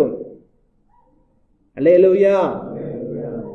ಆಗ ದೇವರವರನ್ನ ಆ ರೀತಿ ಕಷ್ಟಗಳಿಗೆ ಕಳಿಸೋದಕ್ಕೆ ಕಾರಣ ತಾನು ತನ್ನ ಬಲವನ್ನು ಉಪಯೋಗಿಸಿ ಅವರನ್ನು ಬಿಡಿಸಿ ತಾನು ಎಂತ ದೇವರು ಅನ್ನೋದನ್ನ ನನ್ನ ಜನಗಳಿಗೆ ತೋರಿಸಿಕೊಡ್ತೀನಿ ಅನ್ನೋ ಉದ್ದೇಶಕ್ಕೋಸ್ಕರವಾಗಿ. ಹಲ್ಲೆಲೂಯ. ಆಗ ಆ ಜನಗಳು ತಾವು ಆರಾಧಿಸುವ ಕರ್ತನು ಜೀವಿಸುವ ದೇವರು ಸರ್ವಶಕ್ತನು ಅನ್ನೋದನ್ನು ತಿಳ್ಕೊಂಡು ಆ ದೇವರಲ್ಲಿ ಯಾವಾಗಲೂ ಭಯಭಕ್ತಿ ಉಳ್ಳವರಿಗಾಗಿ ತಾವು ಒಪ್ಪಿಸಿಕೊಂಡು ಜೀವಿಸಬೇಕು ಅನ್ನೋದಕ್ಕೋಸ್ಕರವಾಗಿ ದೇವರು ಆ ಕಾರ್ಯಗಳನ್ನ ಮಾಡಿದ್ರು. ಹಲ್ಲೆಲೂಯ. ನಮ್ಮ ಕರ್ತನಾದ ಯೇಸು ಕ್ರಿಸ್ತನು ಸಹ ಇದೇ ರೀತಿಯ ಕಾರ್ಯಗಳನ್ನು ಮಾಡ್ತಾರೆ. ತನ್ನ ಶಿಷ್ಯಂದರು ಬೇರೆ ದಡಕ್ಕೆ ಹೋಗಿರಿ ಅಂತ ಹೇಳಿದಾಗ ಅವ್ರು ಹೋಗೋದಿಲ್ಲ. ಯೇಸು ಕ್ರಿಸ್ತನ ಏನ್ ಮಾಡ್ತಾರೆ? ಅವರೇ ಬಲವಂತ ಪಡಿಸ್ತಾರೆ, ಹೋಗ್ರಿ ಹೋಗ್ರಿ ಹೋಗ್ರಿ ಅಂತ. ಇವರು ಆಯ್ತು ಅಂತ, ಸ್ವಾಮಿ ಯಾಕೋ ಹೋಗೋದು ತುಂಬಾ ಬಲವಂತ ಮಾಡ್ತಾ ಇದ್ದಾರೆ, ಅವ್ರು ಬರೋದಿಲ್ವಂತೆ, ನಾವು ಮಾತ್ರ ಹೋಗ್ಬೇಕಂದ್ರೆ ಸರಿ ಆಯ್ತು ಹೋಗ ನಡೀರಿ ಅಂತ ಬೋಟ್ ಎತ್ತಿ ಸಮುದ್ರದಲ್ಲಿ ಹೋಗ್ಬಿಡ್ತಾರೆ. ಆದ್ರೆ ಹೋದ್ಮೇಲೆ ಏನಾಗುತ್ತೆ? ಸಮುದ್ರದಲ್ಲಿ ಅಲೆಗಳು ಅಬ್ಬರ ಎಲ್ಲ ಬಂದ್ಬಿಡುತ್ತೆ. ಇವ್ರು ಸಿಗಾಕೊಂಡು ಬಾಧೆ ಪಡ್ತಾ ಇರ್ತಾರೆ. ಆದ್ರೆ ಅಷ್ಟರಲ್ಲಿ ಏನ್ ಮಾಡ್ತಾರೆ? ಯೇಸು ಕ್ರಿಸ್ತನು ತಾನೇ ಸಮುದ್ರದ ಮೇಲೆ ನಡೆದು ಬಂದು ಆ ದೋಣಿಯನ್ನ ಸೇರಿ ಆ ಬಿರುಗಾಳಿಯನ್ನು ಅಲೆಗಳನ್ನೆಲ್ಲ ಶಾಂತಪಡಿಸ್ತಾರೆ. ಆಗ ಇವರು ಮುಂದಾಗಿ ಇವ್ರನ್ನ ಕಳಿಸಿದಾಗ ಇವರು ಹೋಗಿ ಆ ಒಂದು ಅಲೆಗಳಲ್ಲಿ ಬಿರುಗಾಳಿಯಲ್ಲಿ ಸಿಗಾಕೊಳ್ತಾರೆ ಅನ್ನೋದು ಅವ್ರಿಗೆ ಗೊತ್ತಿಲ್ವಾ? ಅವ್ರಿಗೆ ಮೊದಲೇ ಗೊತ್ತು ಇವ್ರು ಹೋಗಿ ಸಿಗಾಕೊಳ್ಳಿದ್ರೆ ಅವ್ರು ಕಳಿಸಿದ್ದು. ಏನಕ್ಕೆ? ಹಂಗೆ ಸಿಗಾಕೊಂಡಾಗ ತಾನು ಆ ಸಮುದ್ರದ ಮೇಲೆ ನಡೆದು ಬಂದು ಆ ಗಾಳಿಯನ್ನ ಅಲೆಗಳನ್ನ ಅವರು ಗದರಿಸಿ ಶಾಂತಪಡಿಸಿ ತಾನು ಯಾರು ಅನ್ನೋದು ಅವ್ರಿಗೆ ಅರ್ಥ ಆಗಬೇಕು ಅನ್ನೋದಕ್ಕೋಸ್ಕರವಾಗಿಯೇ ಅವ್ರೇನ್ ಮಾಡಿದ್ರು? ಆ ಕಾರ್ಯವನ್ನು ಮಾಡಿದ್ರು. ಲಾಜರನ ವಿಷಯದಲ್ಲಿ ಅದೇ ತರ ಆಗುತ್ತೆ. ಲಾಜರನು ಅಸ್ವಸ್ಥನಾಗಿದ್ದಾನೆ ಅಂತ ಹೇಳಿ ಯೇಸು ಕ್ರಿಸ್ತನಿಗೆ ಸುದ್ದಿಯನ್ನು ಕಳಿಸ್ತಾರೆ. ಆ ಸುದ್ದಿಯನ್ನು ಕೇಳಿದಾಗ ಅವ್ರು ಹೇಳೋ ಕಾರ್ಯ ಅಂದ್ರೆ ಇದು ಮರಣಕ್ಕಾಗಿ ಬಂದದಲ್ಲ, ಇದು ದೇವರ ಕುಮಾರನ ಮಹಿಮೆಗೋಸ್ಕರವಾಗಿ ದೇವರ ಮಹಿಮೆಗಾಗಿ ಬಂದದ್ದು ಅಂತ ಹೇಳ್ತಾರೆ. ಹಾಗಾದ್ರೆ ಅರ್ಥ ಏನು? ಅವ್ರಿಗೆ ಮೊದಲೇ ಗೊತ್ತು ಲಾಜರು ಸತ್ತೋಗ್ತಾನೆ ಅಂತ.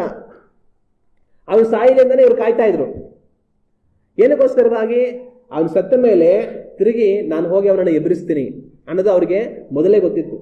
ಆಗ ಲಾಜರನಿಗೆ ವ್ಯಾಧಿ ಮರಣ ಬಂದದ್ದು ಅವನು ರೋಗದಿಂದ ಸಾಯ್ಬೇಕನ್ನೋದಕ್ಕೋಸ್ಕರ ಅಲ್ಲ,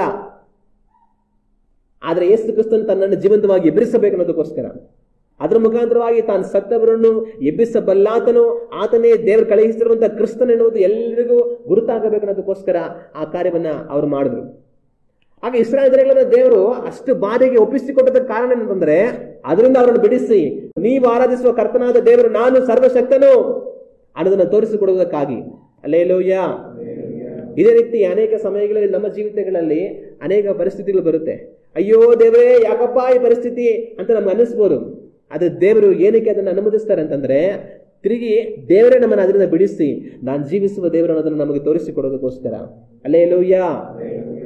ನಾವು ಆರಾಧಿಸುವ ಕರ್ತನು ಜೀವಿಸುವಾತನು ಅನ್ನೋದು ನಮಗೆ ಗೊತ್ತಿರುತ್ತೆ, ಆದ್ರೆ ಪದೇ ಪದೇ ಕೆಲವೊಂದ್ಸಲಿ ನಾವು ಮರೆತೋಗ್ತಾ ಇರ್ತೀವಿ. ಆಗ ದೇವರೇನ್ ಮಾಡ್ತಾರೆ ಅಂತಂದ್ರೆ, ತಿರುಗಿ ನಮ್ಮನ್ನ ಜ್ಞಾಪಕಪಡಿಸಿ, ನಮ್ಮ ನಂಬಿಕೆಯಲ್ಲಿ ನಮ್ಮನ್ನು ಉತ್ಸಾಹಪಡಿಸಿ, ಬಲಪಡಿಸಿ, ನಾವು ದೇವರೊಟ್ಟಿಗೆ ನಮ್ಮ ಸಂಬಂಧವನ್ನು ಸರಿಪಡಿಸಿಕೊಳ್ಳುವ ಹಾಗೆ ದೇವರೇ ನಮ್ಮನ್ನ ಕೆಲವೊಂದು ಕಾರ್ಯಗಳಲ್ಲಿ ಒಪ್ಪಿಸಿ, ನಮ್ಮನ್ನು ಬಿಡಿಸಿ, ತಿರುಗಿ ನಮ್ಮನ್ನು ಬಲಪಡಿಸಿ ನಮ್ಮನ್ನು ನಡೆಸ್ತಾ ಇರ್ತಾರೆ. ಹಲ್ಲೆಲೂಯಾ. ಮತ್ತಿನ್ನೊಂದು, ಇಸ್ರಾಯೇಲ್ ಜನಗಳಿಗೆ ಈ ಪಾಠಗಳು ಯಾಕೆ? ಇಸ್ರಾಯೇಲ್ ಜನಗಳಿಗೆ ಈ ಪಾಠಗಳು ಯಾಕೆ ಅಂತಂದ್ರೆ, ಅದನ್ನ ಅವರು ಅನುಭವಿಸಿ ಕಷ್ಟಗಳಲ್ಲಿ ಬಾರಿಗಳಿರುವಾಗ ದೇವರವರನ್ನು ಬಿಡಿಸಿ ತಾನು ಎಂಥ ದೇವರು ಅನ್ನೋದನ್ನ ಅವರಿಗೆ ತೋರಿಸಿಕೊಟ್ಟು ತಾನು ಜೀವ ಸ್ವರೂಪನಾದ ದೇವರು ಅನ್ನೋದನ್ನ ಅವ್ರಿಗೆ ದೃಢಪಡಿಸ್ತಾ ಇದ್ರು. ಮತ್ತೆ ಇದ್ರ ಮುಖಾಂತರ ಅವ್ರಿಗೆ ಏನ್ ಹೇಳೋದಕ್ಕೆ ಇಷ್ಟಪಟ್ಟರು ಅಂತಂದ್ರೆ, ನಿಮ್ಮ ಸಂತತಿಗೆ ನಾನು ಎಂಥ ದೇವರು ಅನ್ನೋದನ್ನ ಯಾವಾಗಲೂ ಕಲಿಸಿಕೊಡಿರಿ.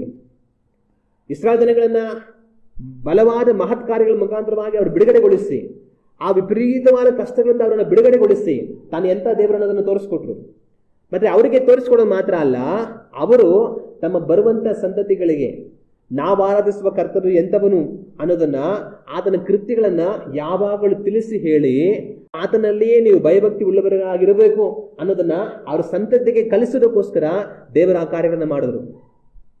ಈಗ ಇಸ್ರಾಯೇಲ್ ಜನಗಳು ಮುಂದೆ ಅವ್ರ ಸಂತತಿಗೆ ಏನಂತ ಹೇಳ್ಬೋದು, ನಾವು ಐಗುಪ್ತ ದೇಶದಲ್ಲಿ ದಾಸರಾಗಿದ್ವಿ, ಎಷ್ಟೋ ಕಷ್ಟದಲ್ಲಿದ್ವಿ, ದೇವರನ್ನ ನೋಡಿ ಕೂಗಿ ಕರೆದ್ವಿ.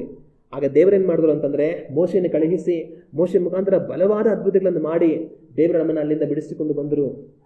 ದೇವರು ಮಾಡಿದ ಕಾರ್ಯಗಳು ಅಸಾಧ್ಯವಾದದ್ದು. ದೇವರು ನಮ್ಮನ್ನು ಬಿಡಿಸಿದ್ರು. ನಾವು ಆರಾಧಿಸುವ ದೇವರು ಜೀವ ಸ್ವರೂಪನಾದ ದೇವರು, ಆತನ ಸರ್ವಶಕ್ತನು, ಆತನ ಎಲ್ಲವನ್ನು ಮಾಡಬಲ್ಲ ಆತನು. ನಾವು ಆರಾಧಿಸುವ ಕರ್ತನಲ್ಲಿ ನೀವು ಯಾವಾಗಲೂ ಭಯಭಕ್ತಿ ಉಳ್ಳವர்களಾಗಿರಬೇಕು, ಆತನ ಆಜ್ಞೆಗಳಿಗೆ ತಪ್ಪಿ ಹೋಗಬಾರದು, ಗಮನವಾಗಿರಿ, ಎಚ್ಚರಿಕೆಯಾಗಿರಿ ಅಂತ ಅವರು ತಮ್ಮ ಮುಂದಿನ ಸಂತತಿಗಳಿಗೆ ಹೇಳ್ತಾ ಹೋಗ್ತಾರೆ. ಇದರಿಂದ ಏನಾಗುತ್ತೆ, ಆ ಮುಂದಿನ ಸಂತತಿಗಳು ದೇವರ ಭಯವನ್ನು ಕಲಿಯೋದಕ್ಕೆ ಅವಕಾಶ ಆಗುತ್ತೆ, ದೇವರಲ್ಲಿ ಭಕ್ತಿ ಉಳ್ಳವர்களಾಗಿ ಜೀವಿಸುವುದಕ್ಕೆ ಅವಕಾಶ ಆಗುತ್ತೆ. ಆಗ ಅದು ಸಾಧ್ಯವಾಗಬೇಕನ್ನೋದಕ್ಕೋಸ್ಕರನೇ ದೇವರು ಇವರನ್ನ ಇಷ್ಟು ಬಾರಿ ಒಪ್ಪಿಸಿ ತಿರ್ಗಾ ದೇವರವರನ್ನು ಬಿಡಿಸಿ ಮುಂದಿನ ಸಂತತಿಗೆ ತನ್ನ ಭಕ್ತಿಯನ್ನ ಕಲಿಸುವುದಕ್ಕೆ ಒಂದು ಆಧಾರವನ್ನು ಕೊಟ್ಟರು. ಒಂದ್ ವೇಳೆ ದೇವರು ಏನು ಮಾಡಿಲ್ಲ ಅಂತಂದ್ರೆ, ಈ ಜನಗಳು ತಮ್ಮ ಮುಂದಿನ ಸಂತತಿಗೆ ದೇವರಲ್ಲಿ ಭಯಭಕ್ತಿ ಉಳ್ಳವர்களಾಗಿ ಜೀವಿಸ್ರಿ ಅಂತಂತಂದ್ರೆ, ಯಾಕೆ ದೇವರಲ್ಲಿ ಭಯಭಕ್ತಿ ಉಳ್ಳವರು ಜೀವಿಸಬೇಕು? ನಾವು ಆರಾಧಿಸುವ ದೇವರು ಜೀವ ಸ್ವರೂಪನಾದ ದೇವರು ಅನ್ನೋದಕ್ಕೆ ಏನ್ ಗುರುತು? ದೇವರು ಏನ್ ಮಾಡಿದ್ದಾರೆ? ದೇವರಲ್ಲಿ ಭಯಭಕ್ತಿ ಇಲ್ಲ ಅಂದ್ರೆ ಏನಾಗುತ್ತೆ ಅಂತ ಏನ್ ಬೇಕಾದ್ರೂ ಪ್ರಶ್ನೆ ಕೇಳಿರೋರು.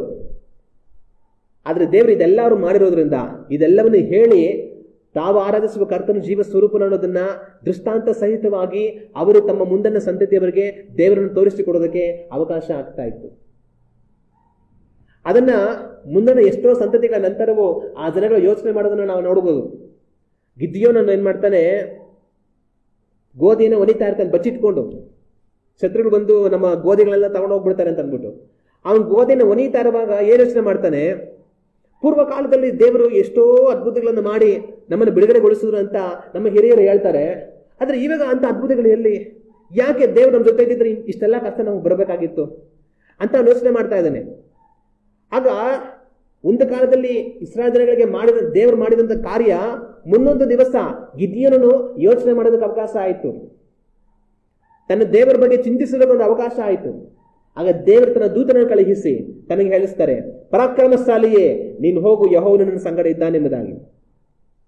ಹಾಗೆ ಗಿದ್ಯೋನನ ಮುಖಾಂತರವಾಗಿ ದೇವರು ಇಸ್ರಾಯೇಲ್ ಜನಗಳನ್ನ ಬಿಡುಗಡೆಗೊಳಿಸ್ತಾರೆ. ಆಗ ಗಿದ್ಯೋನನಿಗೆ ಏನು ಅರ್ಥ ಆಗುತ್ತೆ, ನಮ್ಮ ಪೂರ್ವಿಕರು ಹೇಳಿದ ಸತ್ಯ, ನಾವು ಆರಾಧಿಸುವ ದೇವರು ಸರ್ವಶಕ್ತನು. ಕೇವಲ 300 ಜನರಿಂದ ದೊಡ್ಡ ಸೈನ್ಯವನ್ನ ಗಿದ್ಯೋನು ಗೆದ್ದು ಬಿಡ್ತಾನೆ. ಅಸಾಧ್ಯವಾದ ಕಾರ್ಯ ಸಾಧ್ಯವಾಗಿ ತನ್ನ ಜೀವಿತದಲ್ಲಿ ನೆರವೇರುತ್ತೆ.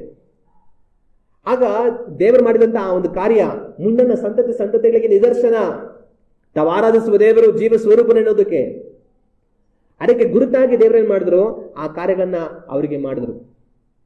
ಇವತ್ತು ನನಗೂ ನಿಮಗೂ ಒಂದು ಪ್ರಶ್ನೆ ಏನಂತಂದ್ರೆ, ನಿಮ್ಮ ಸಂತತಿ ಯಾವ ರೀತಿಯಾಗಿದೆ?